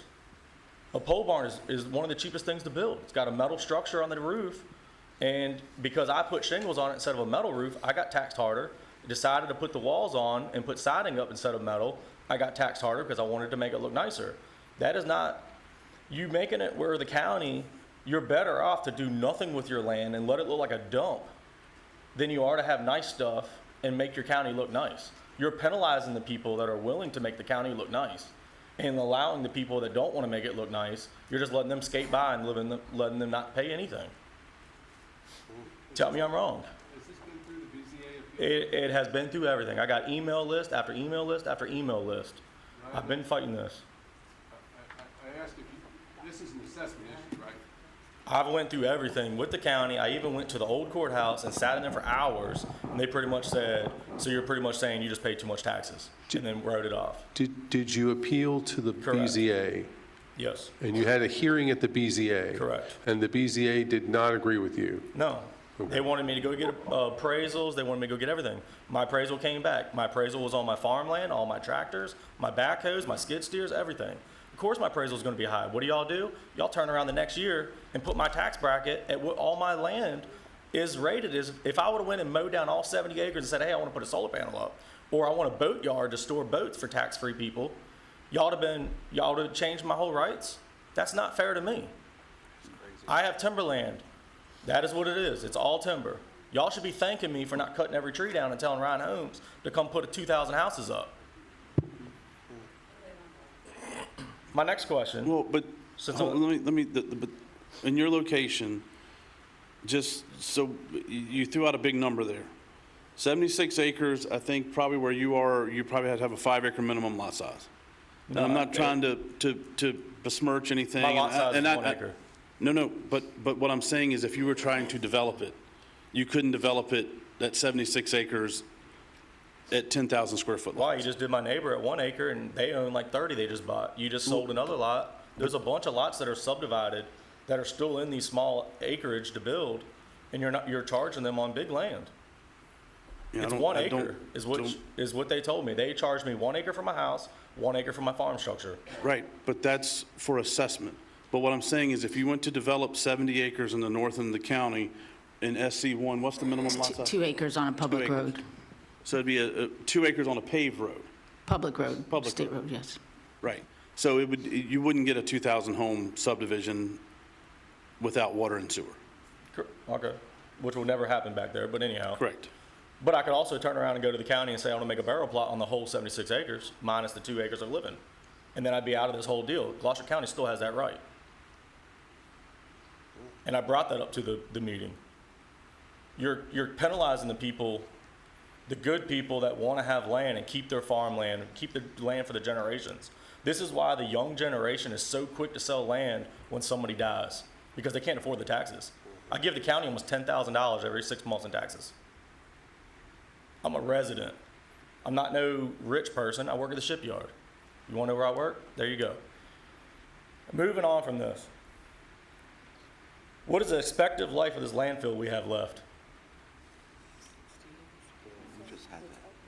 Do you remember, Chris?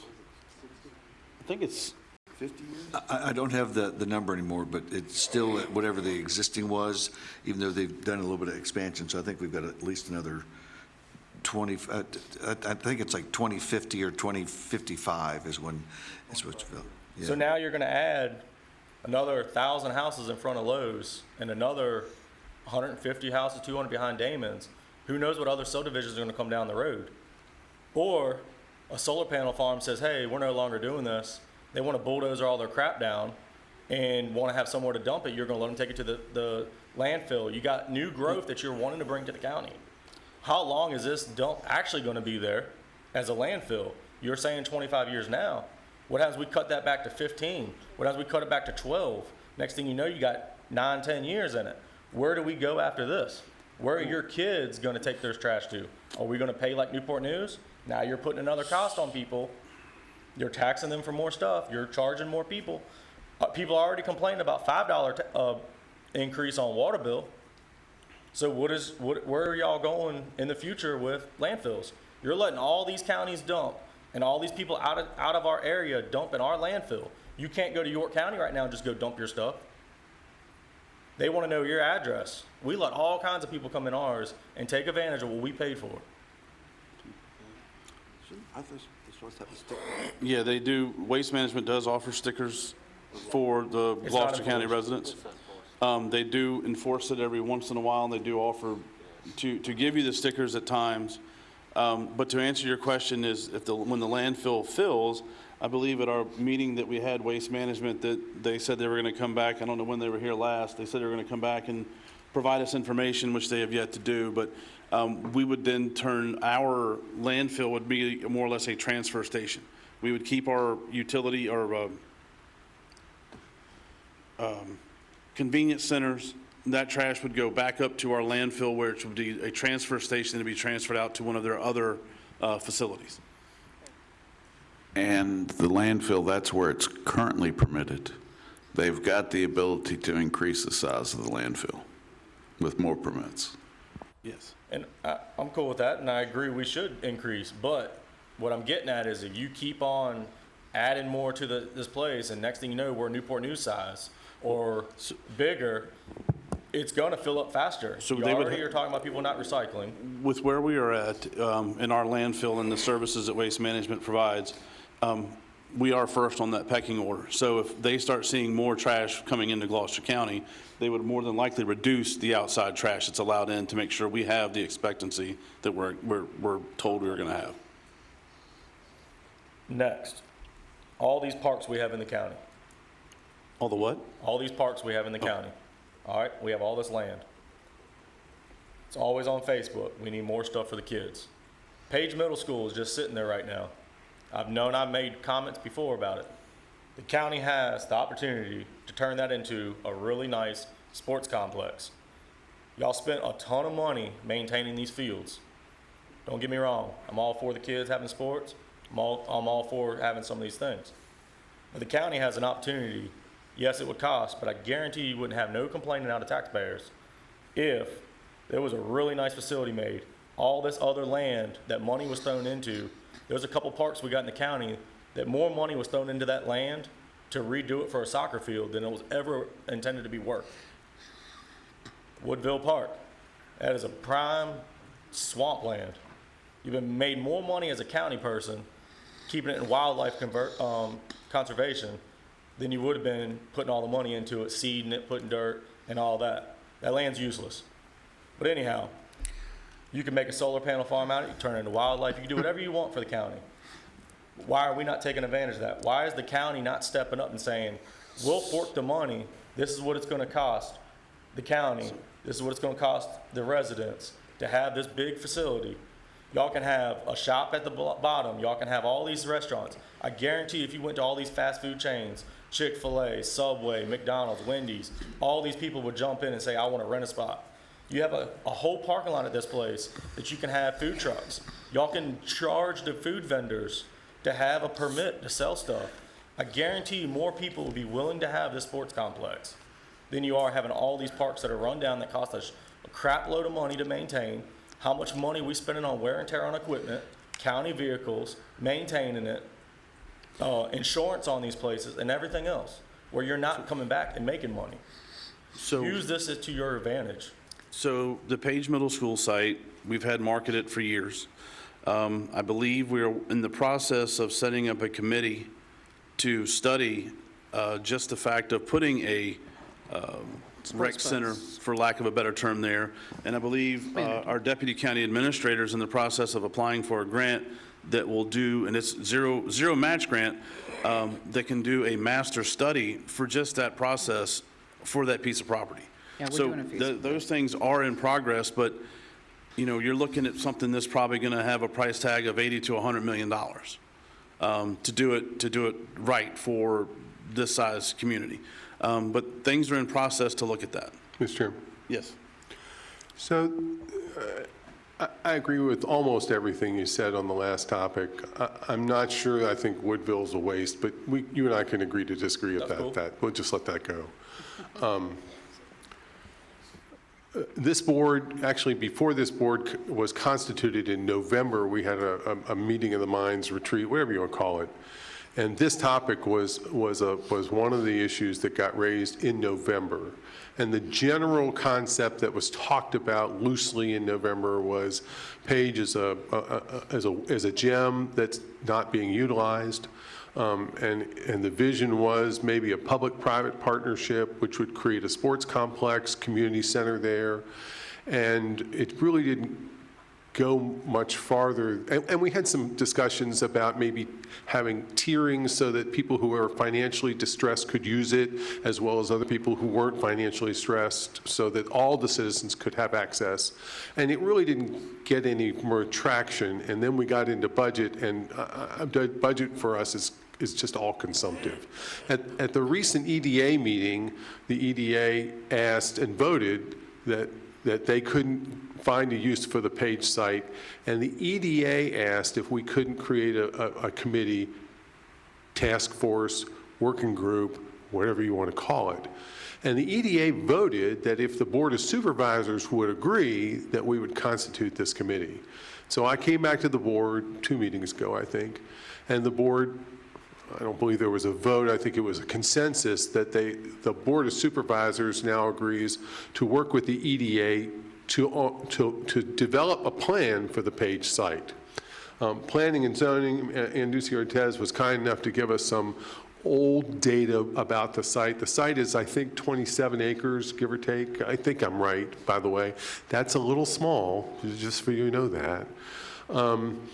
As you know, there's an intersection. What do you think that is, a quarter of a mile away from the Page site that probably needs to come into play, just so you know that. I mean, that's my opinion. And our first meeting is Thursday afternoon. We have been given some staff. Regine Biggers is the Deputy County Administrator, is going to staff that committee. EDA is on it, I'm on it, Regine Biggers is on it. We haven't put other people into it yet, and Regine Biggers has asked and has applied for a grant for some planning money that we can look at what that might look like. We had an offer by a local architect who said that they would be willing to maybe draw a conceptual plan of what that might look like. You know, Ashley may be correct. It may have a price tag that's astronomical. And I'm not doubting that. I know it's going to be expensive. But I have to agree with you. I mean, I've heard from the generation, my mother's generation, there were buses that would drive around Gloucester County and pick kids up and bring them to like ball field and play for the day and then take them home. And Page is the perfect centralized site that really just isn't being utilized. So I actually am in full support of your concept and agree with you. Nothing says the county can't invest in the land around it as it goes up for sale if it does. Get them first pick. If the county can afford it and it's up for sale, then work a deal out. If you can't, then let it go to the public. Well, I've spoken with the adjoining landowner, because if this was to come to fruition, or if there was someone else that wanted to purchase the Page site, it would be nice to have a four-way intersection. Correct. That land is currently owned by a family, and I've had conversations with them, and depending on the partner, they are willing to come to the table to discuss what to do with that corner of land so that we can make it a four-way intersection. Some years ago, 3 of these board members still up here actually went to those folks and said, hey, we would gladly look at purchasing your land for economic development. I think I don't remember, we had some discussions with them, and they came back with a price that it was almost 2.5 times the assessed value. So that's gone, that conversation has stopped, but they are willing to participate depending on what comes in there. And I know the EDA is working on several different options right now as well with potential folks. No one that's willing to write that check yet.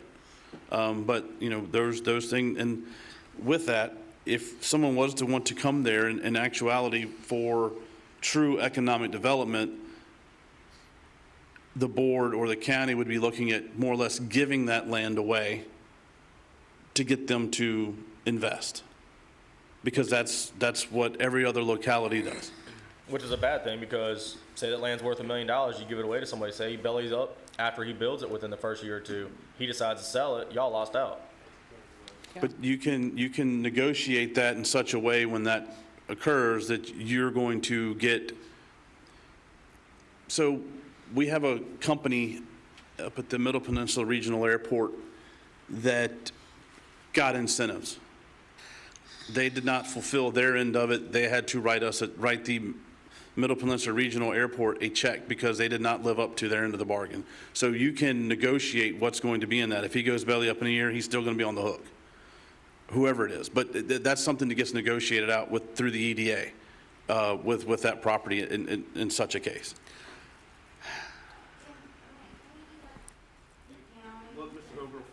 All right, last question. Well, I got 2 things. Ryan Homes, all these other big companies, I know you got that one housing development off of the county, $2 million. One to go towards infrastructure and one to go towards water.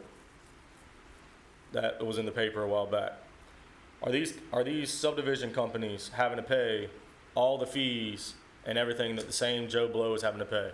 Are they having to go through the same inspections? Are they having to pay everything? Because when I built mine, I got freaking hammered because I didn't write generator on my electrical permit. I had to go buy another electrical permit, and they failed me.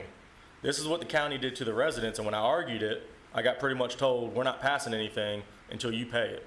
Now, granted, it was only $130 for each one, but I had to pay it twice because I had 2 generators. So what I'm asking is, Ryan Homes and all them are coming in, they're buying these big chunks of land. These other companies are buying these big chunks of land. Ryan Homes buys whatever house site they build, they buy the next house site, et cetera. Are they going and paying, you know, all these fees like a resident is, like $10,000 to build? That's what it boils down to almost. Yep. Are they having them inspected by the county, or is it an engineer signing off? Well, so the county does have the ability to allow third-party inspections. So they will reimburse the county. Yes, they can have third-party inspections, but they're on the hook just as a private homeowner is for building their own home. All the same inspections. With that being said, you have an engineer sign off, and I went through this. I could have had an engineer sign off on my house, and I didn't have to jump through the hoops. But I did it the right way, and I let the county do it. And I got held to a higher standard by the inspector, and I went back and forth into Paul's office, and he said, this is the state minimum that you have to have for an inspection. I can enforce what I want. So I had to go buy, instead of buying $40 breakers for my electrical panel, I'm now buying $100 breakers. And that was just that's the icing on the cake. These inspectors are holding these residents that want to build, but then you let all these other people come in and put shady stuff up, and They just have to sign a paper. When I was buying my lumber, I went to Joe Ferry, I went to Kempsville, said this is what I want. And I also went to the county and said if I built it out of rough cut lumber and I paid somebody to come here at sawmill and cut all my trees down and sawmill all my stuff, could I get away with building? You know what he told me? All you have to do is have an engineer sign off on it. This is what I'm getting at, is you allow these big businesses just to have an engineer sign off on it. Y'all, the only reason y'all will do that is so the county is not eligible if anything ever happens. They're not responsible. And I heard from an inspector saying Ryan Holmes can get away with that because they take the fall if something happens, not the county. It's a third party that they pay for the inspectors, but we're the ones that get the inspectors out there. Right. It's not the engineer who's going to do theirs. Just because the engineer's got it stamped, we're still going to have inspectors come out to the build. All right. And last, I'm all for the audit. I want to know, can the count, or can y'all ask when y'all do y'all's audit? As these audits are, go back a couple years. What was the budget given? Say Parks and Rec, say utilities, say buildings and grounds. What was the budget given at the beginning of the year and allotted? Then, what was the budget at 6 months? Where were you standing on your budget? Were you meeting your meets? Then at the end of the year, 2 months prior to the end of the year, how much money was left in that budget? And then how much money did you piss away just to eat that budget up and then ask for more next year? How much money are all these divisions spending? Because I know somebody was a superintendent, and I know a lot of stuff that went on in the county. There was a lot of budgets that were thrown out at the very end. I know a lot of stuff that was bargained from other people to screw other county or to screw other departments over in order to get what they wanted. So when y'all do y'all's forensic audit, find out all this documents, paperwork, where did y'all stand money-wise for what us taxpayers are paying? If you gave out $100 million to this budget or whatever the number is, what was up to the 6 months or the 8 months? How much money was at the end you had to burn or you lost it? It's just like any other business in here. If you have a business and you're allotted this much money, at the end of the year, if you got $20,000, $30,000 left over, you're gonna be like, hey, there's a new truck right there. I'm gonna go buy it to burn the budget up. How much of that was burned up in the county? There's a whole lot of stuff in the county that happens that probably shouldn't be. Do we need brand new vehicles for everybody? Do we need Parks and Rec having this and that? Do we need this type of mower? What is the maintenance fee? Are we better off paying a county employee to do all the maintenance versus taking it to, however it is? Y'all need to figure it out when y'all do y'all's audit. Since I've been on the board, we've had those discussions on county garage, sending things out to mechanics in the county. I think the sheriff's office has contract. Some of the stuff's done in-house, some of it's done outside. We passed a budget and we track it, I think quarterly, at least we get a quarterly update every year. The audit is out to bid. We're gonna see what happens with it. But I will be shocked if there's a ton of activity of burning up a budget at the end of the year in our county, because I don't think anyone's had the excess funds when they get to the most of the departments that I talk to. They're more like worried about, are they going to have enough money to finish out the year, not do I have to spend a bunch of money to get it to zero. That's not something that I would suspect to see in our forensic audit report when we get it done. Yeah, we get, as Mr. Crisco actually said, we get regular updates on, the budget and where each department is on a regular basis to make sure that, the spending is aligned with what they're appropriated. And, we see those numbers every single quarter or half year to make sure that, things are aligned correctly. And the fact is that a significant part of the budget of every department is in one category, salaries. If you look at the amount of money they have for supplies, it's not a lot. That's usually where things get cut.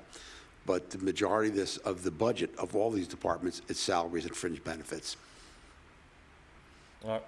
And you know, I know that from the past, when we get close to the end, there is no rush to spend whatever's left because most departments are right at the bottom line with what they've been given. Because the budget has to be balanced. And, you know, from what I've seen, and I'm sure Mr. Crisco, Ashley would confirm, you know, we've never seen this like rush to spend as you do here for, you know, some places around the world. You know, you got some money, let's spend it. Because my son-in-law was in the Army, and he said that that's happened in their department. You know, they just had to buy all its equipment because they had this money at the end of the year. That doesn't happen in this county. I'll speak to the social services, which is a big chunk of change in the county, just for the record. That accounting is done monthly. It's not done quarterly or semi-annually.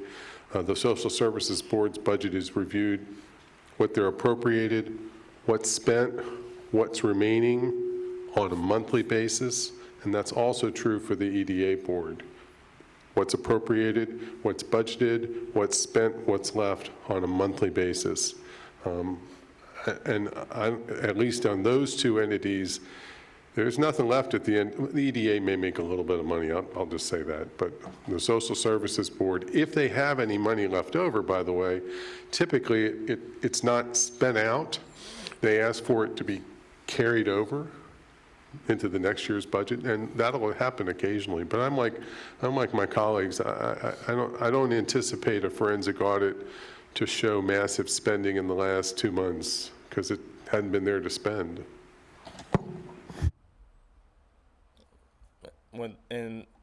With everybody saying about clean up on the streets, clean up in the bay, I'm all for that. Why aren't we taking the kids that are in trouble that are doing community service? Why aren't we allowing them to go out there? Why aren't we allowing inmates? Keep it in-house. Some of these kids need to learn a work ethic. That's a perfect one for them to learn at. I think they took that ability away from localities some years ago for safety reasons, I believe. Have an officer with them.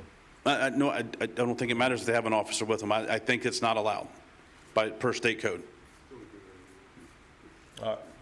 Some of the things are so simple, it's unbelievable, but yeah.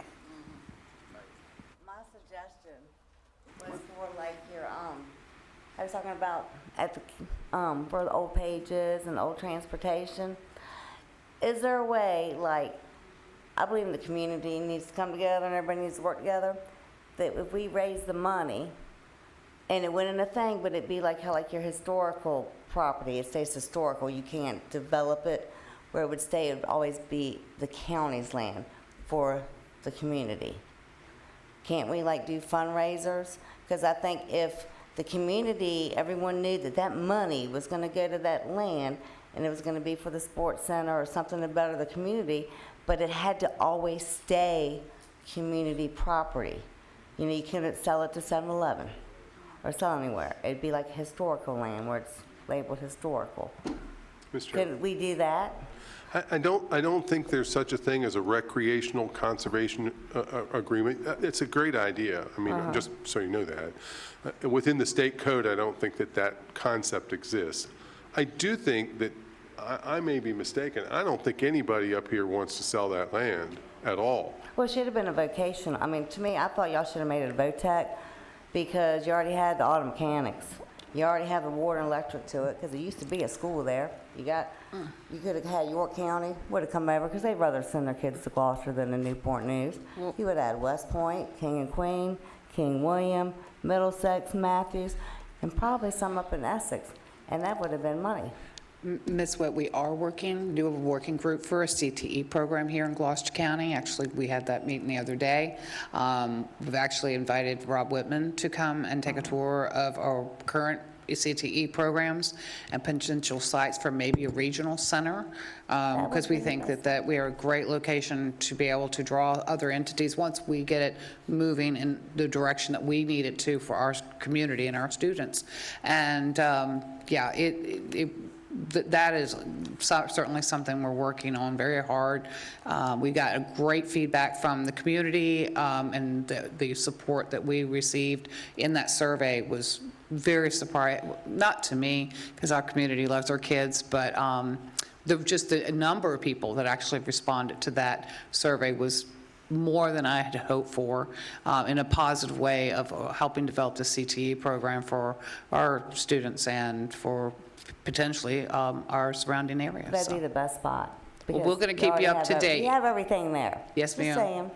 You got buildings. Well, we're looking at the Page School. They have, The old Page. they had facilities All the there when there was a mechanics right back school, there. wood shop, all of that. But it's just a potential look at it. There's several things up in the air that we're looking at as a group, but I'm very excited about the continuing education program that we could have here for our students. It's much needed. Yeah. But funding is something we have to look at Well, too. see, like I said, well, at least for the park or complex, if it stayed where the community always owned it, no one could get money or sell it, but it stayed where it was sanctioned like a historical building, it stays the community. I think I would donate, and I don't make a lot of money. I'm a bus driver here, so if I was from York County, I would make a whole lot of money, but I'm not. But they get paid more. But anyways, that was my suggestion. Thank you very Y'all much. have a blessed day. Thank you, Ms. Witt.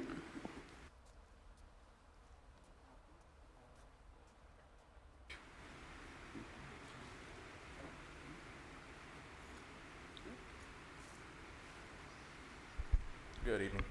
Joe Anderson, Hayes. Wanted to talk about the flock safety cameras that have started popping up around Gloucester County and all over. I see there's 2 of them on 17 right now. One's on Providence. Looks like the other one's near the old Page Middle School.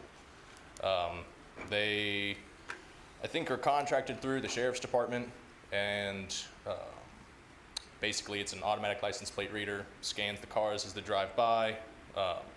My concern isn't necessarily with the plate reader, but the fact that it will gather all kinds of other information, including facial recognition. It will monitor like stickers, bumper stickers on your car, scratch, dents, make, model, all of this stuff, all the time. It gets sent up to Amazon web server. It's a data center where they store this data for a period of time. Police, sheriff's deputies can access it. My first question is, who besides the local sheriff's deputies here have access to the flock camera footage that's taken in Gloucester County? This is an interesting conversation that I've been having with a neighbor of mine. Right now, I believe there are 6 cameras, okay? And they're all located adjacent to schools. Okay. And they're on specifically for a certain time period, you know, when the schools are in session, and they're blinking, and I can say, for example, the high school, that goes on about 7:15 and goes off exactly at 7:45. That's the speed, that's the speed ones. The flock cameras are different. I thought that, No, that's for the radar enforcement. yeah. What he's talking about is just, they're cameras, and there's several throughout the county that are used. Like you said, they're license plate readers, and they can scan the cars. They're sometimes used in identifying things that went on. I know a couple months ago when we had the incident at our ASAP office, they were able to look up the individual, see what they drove, were able to pick out where the car was when it came into town, when it left the area from the incident. They then noticed it. I mean, the cameras can do a lot of different things. To answer your question, I'd have to get with the sheriff to find out who else other than someone in his department has the ability to see that, because it's my understanding, which is limited because I'm not law enforcement, is that our cameras are only visible to our staff unless we send it or share it with someone else. Okay. That's my understanding as I know it. Right. If you want to give us your information, I'll ask the sheriff and get this information back to you. Sure, yeah, I can do that. The other question is, I've seen on like an isolated video that circulates online, which take with a grain of salt, that the flock camera system, they kind of just pop up. It seems like nobody ever sees them getting installed, and so there's questions as to the means that they're using to install these things. And if it's mounted on the side of the highway, it's supposed to be made with like breakaway fittings so that if a car, distracted driver, whatever, hits this thing, the pole is going to give way, and it's not going to destroy the vehicle as soon as it crashes into it at 60 miles an hour. How are the flock cameras in Gloucester County installed? Again, that I would have to ask the sheriff's office. Okay. And I will gladly ask those questions. Sure. Oh, I just happen to know this because they asked me about it. They're all on county property. So, and because VDOT will not allow them in the right of way. Okay. So they're all on county property, okay. as far as I know. Okay. Yeah, I'll get with you in a bit and get my information Yes. for you. Perfect. Okay. I will just make a quick comment. We in my neighborhood decided to put a little sign in the VDOT right-of-way in our neighborhood. Yeah, they don't let you put anything in the VDOT right-of-way without a permit. Nobody. I mean, it was amazing what we had to go through to get a little sign in the VDOT right-of-way. So I would bet they are all off the right-of-way. Gotcha. Okay. Thank you.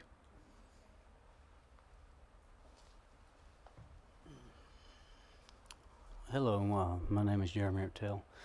I've been a resident here my entire life. I believe. Again, sir? My name is Jeremy Ertel. I've been a resident here my entire life. Grew up over there behind Ware Academy. I believe the question that the young man was asking earlier about ag zoning versus SC1. When you changed your zoning back in '82, when the Supreme Court backed it, you said that these farmers could get their ag zoning back if they continued to farm for 20 years. Now, is that still on your books or was it removed?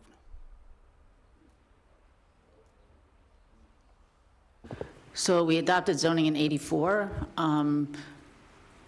Most of the county was zoned rural, and then in 1998, they rezoned a large portion of the county and added a bunch of residential districts.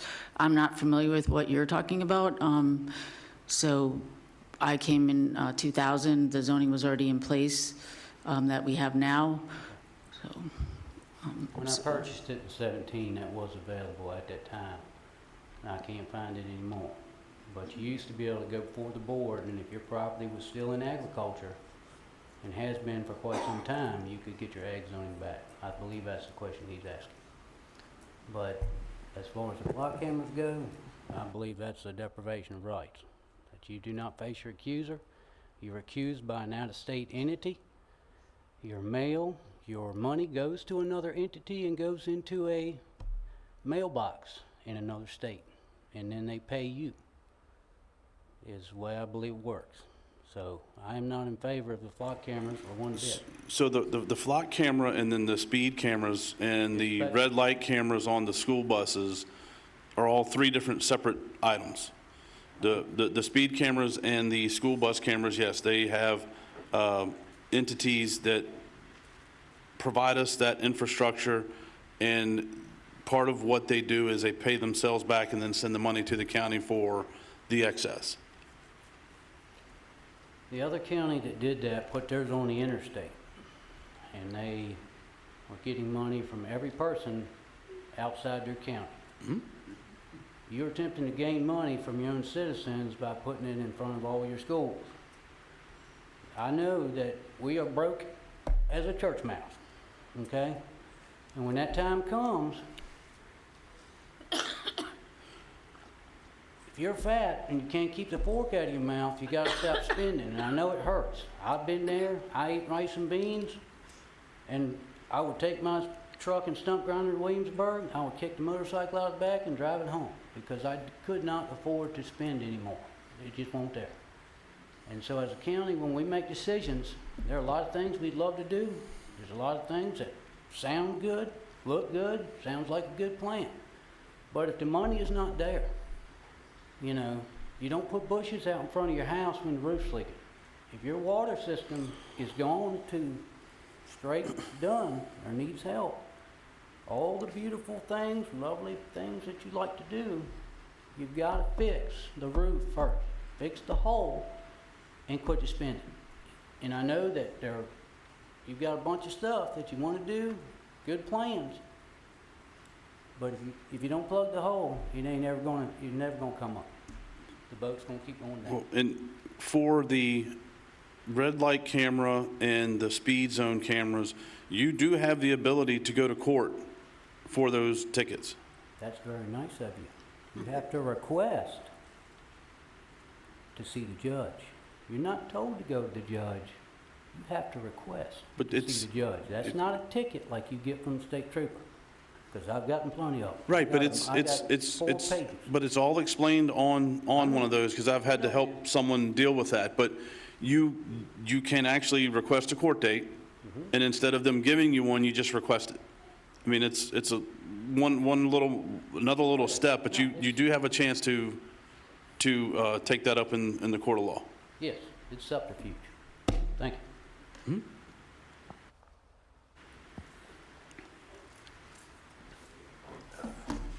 My name is Quentin Andrews. I live up on Davenport Road.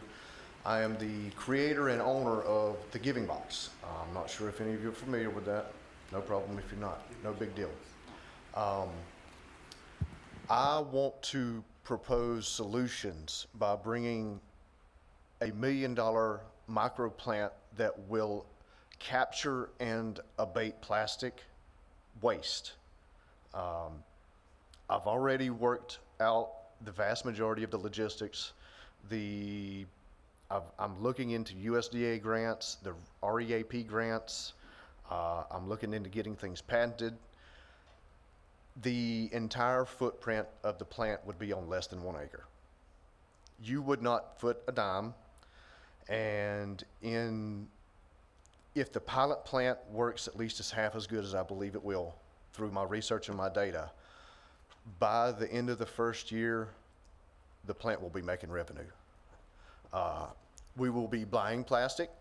We will be augmenting the plastic, not recycling it like you normally think about. We'll be turning it into usable products. I have a couple products already in mind: fence posts for the farmers and pavers. I hear these guys talking about glass. I can use the glass in making the pavers. The waste paper, I hear people talking about the waste paper, not the corrugated brown cardboard. I can use that because in the process of making the pavers and everything else, you run into unrecyclable materials that you use a pyrolysis process that does not use oxygen. And it will break down the molecular structure of the plastic and turn it into usable products. The char and the coke products that are left over after that can be combined with papers to make briquettes for fuel or heating. I can tell you more, but I'd have to have you sign an NDA. No kidding. If you would like to learn more about this and you want to set up a meeting or something, then let me know. And Yes. Yeah, go ahead. No. Go, talk to me. So the Economic Development Authority would be interested from hearing from you. Okay. Their meetings are open to the public. Okay. I think there's a meeting this Thursday. Oh, Tricia's going to help me.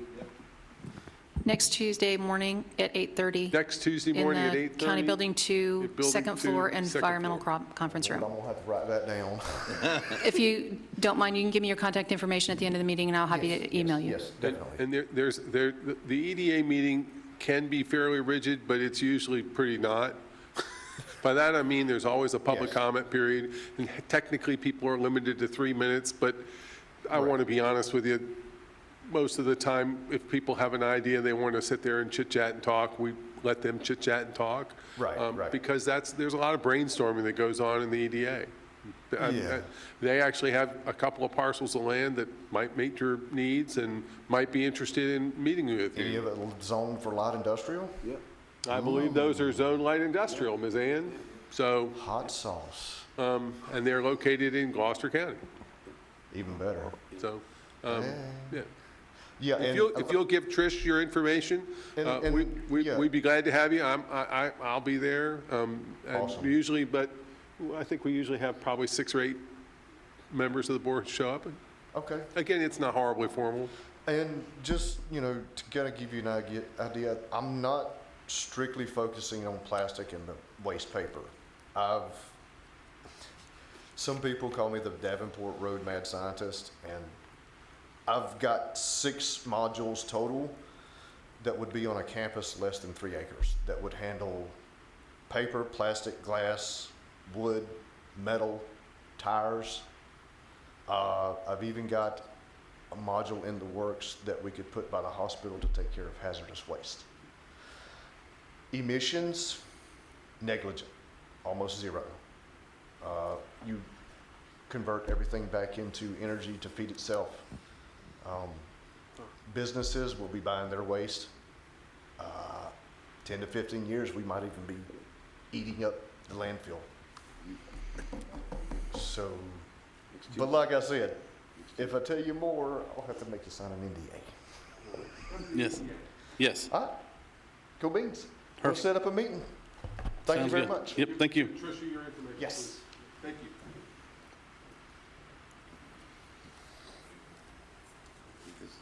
you. Yeah. Come on up, sir. I don't know real good. How much power does these solar panels in our county go back to our residents in our county? It doesn't. Then why would the county? It goes to the grid. It all moves and flows. There's plenty of evidence out there that says that does not go back to the actual community where those solar panels are. Energy goes on the line and it goes wherever it's asked by the Dominion Power. If you do the research, you will see that it doesn't just go to the community it's in. The solar panels that have been built now are all near transmission lines. So PGM, who owns the power, Virginia Power buys it from them, it hits their grid. And it goes wherever it needs to go. There's probably not a true accurate depiction on where it goes. I believe the one down on 14, the credits were sold to Facebook when they built their new headquarters so they could say they were green. Some of the other two that are being presented, they're on lines that will actually be fed directly to county users because they're not on a transmission line where it's going to then be sent out to the masses. So it just depends on where your interconnection happens and where it ends up going.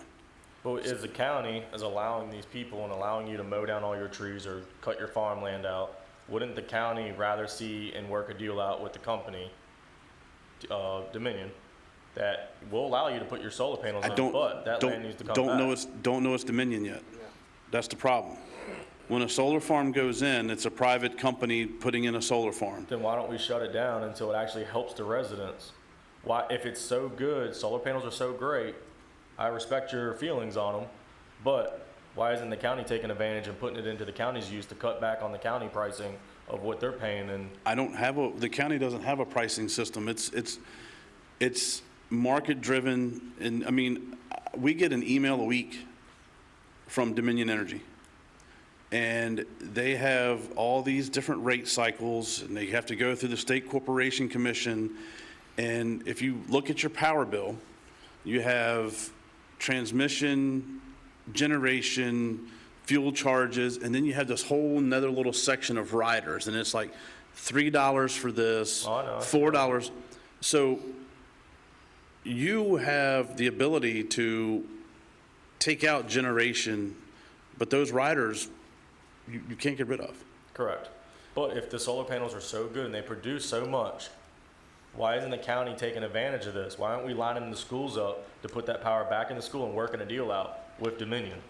All of us are paying for Dominion. Why isn't the county saying, look, we respect you, but we need a little help? So that would help the county out on budget also for what y'all are spending in power. And what are y'all paying to power this place? Go ahead, and then I'll answer because I've had that discussion. So there are really a number of different issues here. So, for example, rooftop solar, which is net metered, is being used locally. Whoever that rooftop owner is, it's here.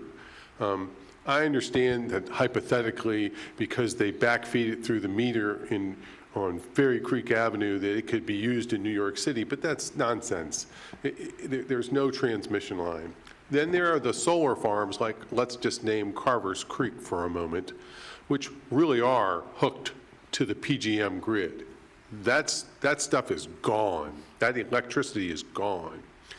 The two farms, the two projects that are proposed off and haven't been approved, but Ferries and right on Ferries Mill Road, are billed as regenerative projects, meaning they're not hooked to the grid, they're hooked to the local power utility system, and hypothetically, they're not being shipped off to New York. I guess, you know, an electron could bump an electron, could bump an electron, but that's kind of what's going, the difference between grid hooked up solar and solar that's not hooked up to the grid.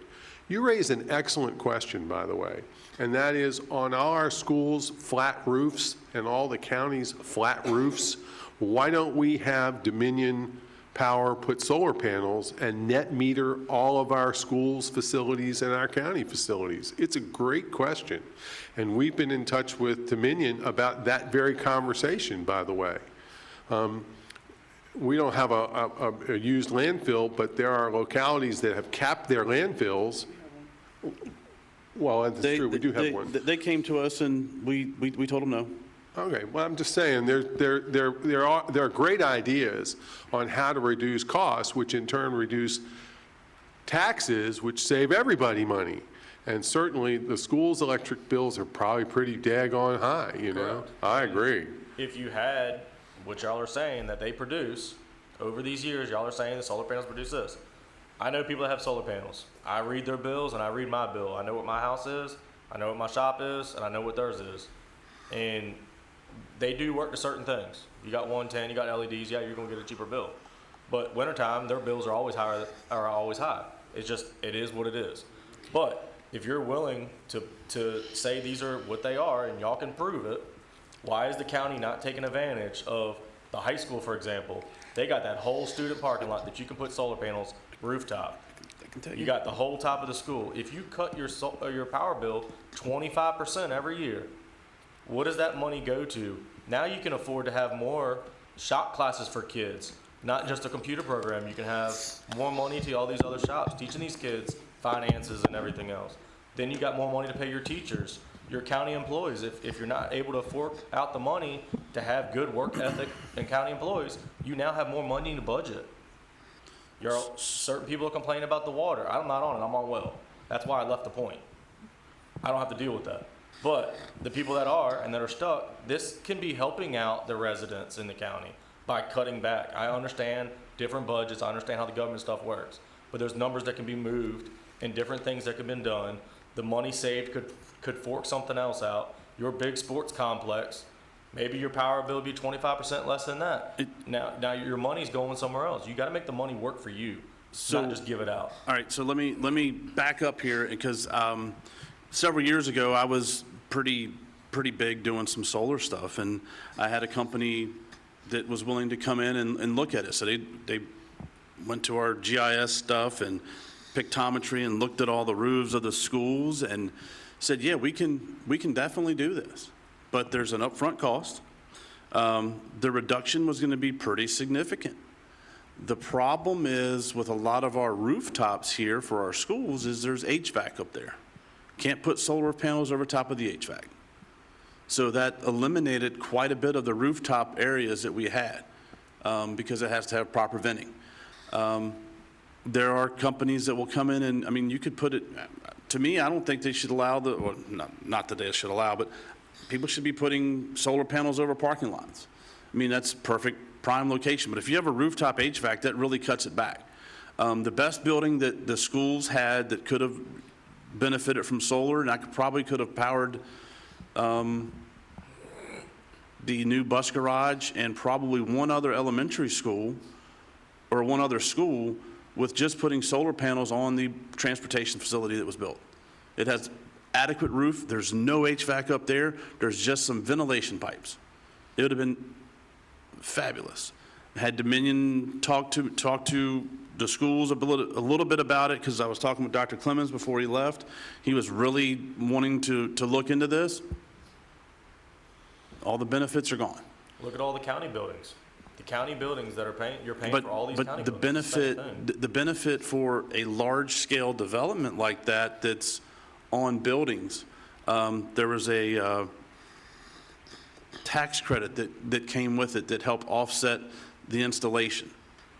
When all that went away, that rooftop for that scale to come in and do it on the entirety of the school properties and the county properties more or less vaporized, because it would cost, it would probably take a good 10 years to recover just the cost of the installation. I would rather see it on the county buildings, schools, overparked county garages, in the parking lots, et cetera, or down the property lines, whatever y'all want to do, if it benefits the county.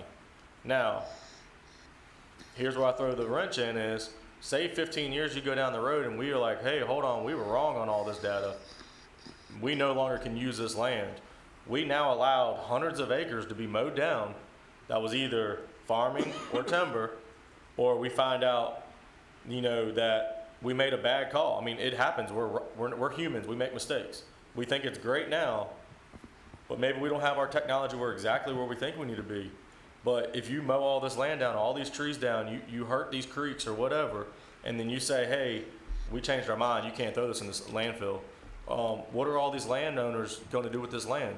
Do we run our land down and make it look like a solar panel dump yard? I mean, what do we do with all this land later on?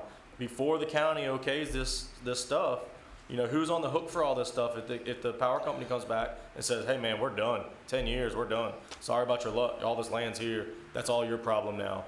I mean, is anybody looking into any of this? When they put in the solar panels, they have to have a decommissioning plan to take the solar panels back out and put the land back in the same condition it was in. I'm not saying put it in 40 or 50-year-old trees, but you have to plant the trees after everything's out of the ground. What happens if you can't plant? What happens if something happens and you just don't understand the research and something changes 10 years down the road and we can no longer use that land for vegetation or anything? Windmills are coming out in Alaska for a reason. I'm bringing this to the thing, but I'm not saying it's a bad thing, but what happens in the future when we come back and say, we're wrong, we made a bad call, we got to figure this out? Or what happens if that company bellies up before their contract's done and they sell it to another company? Now that company's like, hey, I'll buy in, but that contract wasn't signed with me, I'm not taking that contract. Or they just belly up again and now you're stuck and you're kicking the can down the street. You can go get a lawyer, you can go fight, but now that's on the owner. And then it comes down to the owner saying, screw the county, I'm not worried about it, I'm just gonna let it sit there. Or the guy dies, then the kids have it, et cetera. I think that's the risk that we take if we decide to do those things and we say, what can be recycled? Well, yeah, we have a plan, but am I gonna be alive in 30 years when that gets implemented? And what is gonna be left for that family or for my children to have to pay for or have to consider at that time? I mean, because, you know, we used to do paper or plastic. We killed a whole industry of, you know, paper because we thought that was terrible and killing trees, and then we went to plastic. And now we're having a discussion about charging for plastic bags because they're killing our waterways. So, you know, you can follow the money. Always. You know, somebody's going to come and tell you a story today because they want to make a profit. And then the community and the people end up paying the price 30 years down the road because they decided that they wanted to shift that funding and moving that money to some other industry. And so, in regards to the solar panels, there's 4 grids: Quebec, East Coast, West Coast, and Texas has its own grid. That's a grid. So if it goes inside, electricity has to flow and move. Because I went home and I told my husband, oh yeah, it's going to be local. And I got a whole engineering spiel about how it really isn't. And once we were done, yes, the power is produced in Gloucester. But it is going to go on somewhere. Energy has to move, and it moves somewhere. It can't stop and go, oh, wait, it's here in Gloucester, unless it's connected directly to the homes in Gloucester, is from what I understand. But like I said, anybody's going to come in and tell you a story. Anyone's going to tell you this is fun. Anybody's going to tell you this is safe for today. And what is it tomorrow? We always risk that when you're making, and we have to all make decisions on that. at the end of the day, what we feel about that future is going to be and what it's going to look like for our children, so. And with that being said, do we have a fire department local that can put out a damn solar panel farm if it ever happened? Or do you call a forestry department, tell them to mow everything and put it in a big pile and let it burn until it burns? Mr. Chairman, can I answer the, so let me answer the abandonment of the project question and who's on the hook. Every one of these projects has to post a surety bond, and that surety bond's value is reevaluated every 5 years to make sure that the surety bond is sufficient, that in the event of bankruptcy, they leave the country, they just are never heard from again, the landowner and the county don't have to foot that decommissioning bill. The surety bond is liquidated and has sufficient funds to fund the decommissioning project. That's my understanding, and that's true of every single project that we have on the books. So it's also true, and you didn't ask this, but it's also true at Waste Management, by the way, because one of your questions was capacity, I think you were asking about. One of my questions was, what happens if Waste Management goes belly up, and who's going to shut the thing down and or clean up the aquifer? And the answer is there is a large surety bond that in the event that Waste Management disappeared, the surety bond could be liquidated to pay for the capping and the decommissioning process. I'm not aware that solar panels burn, by the way, personally, and so I can't answer that. I think that's a fire department question. I suspect, as you suspect, that if there was smoke, the first thing that anyone would do would be to call 911, and 911 would call the nearest Gloucester Volunteer Fire Department or Abington Fire Department, and from there there'd be a response, and at some point maybe the Forestry Department would get involved, but I bet I give you a 99% chance it'd be GVFRS in the north end of the county. And I'm not saying it will catch fire, but if it ever did, for whatever reason, a house carried through the wood line, or the wood line caught fire from somebody shooting fireworks or whatever, do we have a capability of putting it out? Yes, and first and foremost, we had this conversation too with the data storage coming in. We don't suppress data storage. We don't suppress panels. We suppress everything around it. First and foremost, it's always energized. Even when you tell me it's not energized, it's still energized because they still hold power. So yes, we do have the capabilities to protect everything around it.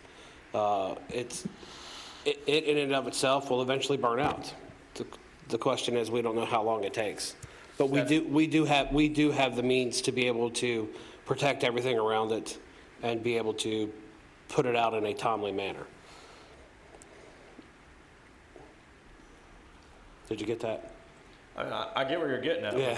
But I also know there's a lot of these that are about to go in wood lines that we're trying to do, and you say you don't know how long it'll burn. Yeah, you can cut a 10-foot path all the way around it or a 20-foot path all the way around it. Yeah. But whether it's a solar panel or anything else, we have the means to be able to protect around it. Absolutely. But if you say that solar panel farm burned into somebody else's land and took out a whole bunch of other crap, at the end of the day, do we have the way to fighting all this? You say you don't know how long it'll burn, but you can go and bulldoze it all into a pile. It's still going to burn. You don't know. I mean, are we going to bury it in dirt? Are we going to suppress it? I mean, we can foam it. That is on the land. That is on the company that owns the facility. That has nothing to do with the fire department. We protect everything around it. Mr. Hudson. I don't believe a solar panel can burn. Not 100%, but I'm not sure it will burn. Well, it's got oil in it. Oil will burn. I don't think it's got oil in it. 16.5 kW on my roof there, even a drop of oil. No. No. Zero. The other thing is, most decommissioning projects that happen, they take solar panels that are considered obsolete in the States, and they'll send them to Asia, and they'll put them up there where they'll have 5 or 10 or 15 years less life left, and they will use them over there. So they will, for years, they've been, no, it's not being recycled. Well, it's reused in Asia, India, Pakistan. They take them over there and reutilize them.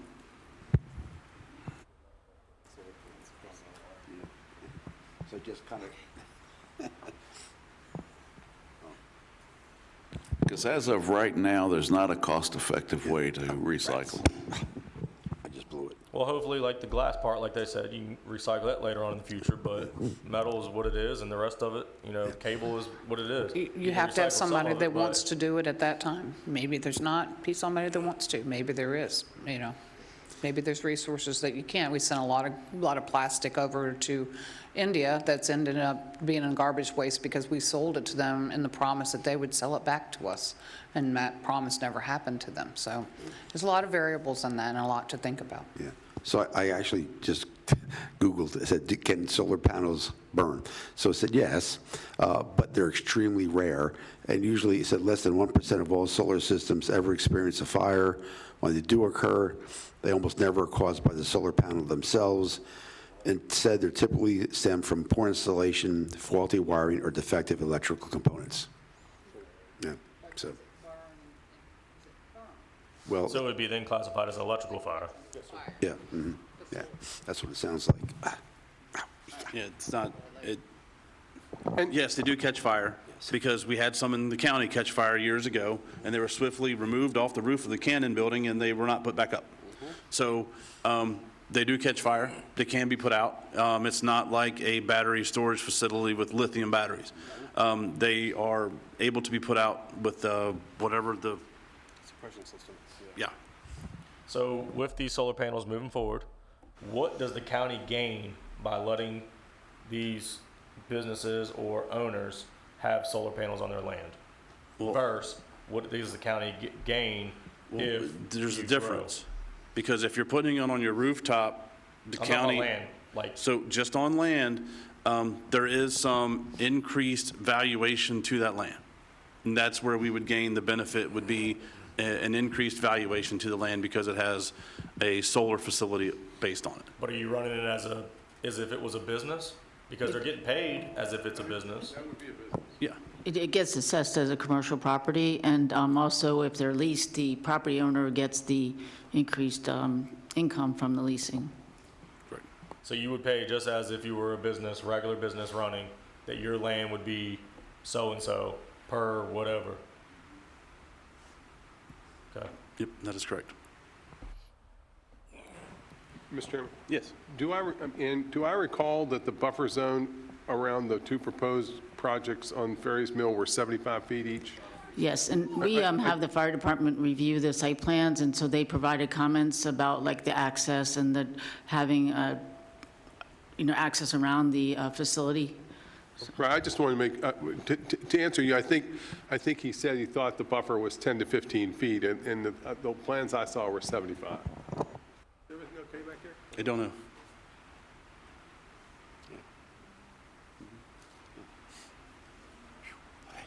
So I know everyone that's left has already spoken. Is there anything else you would like to bring up tonight?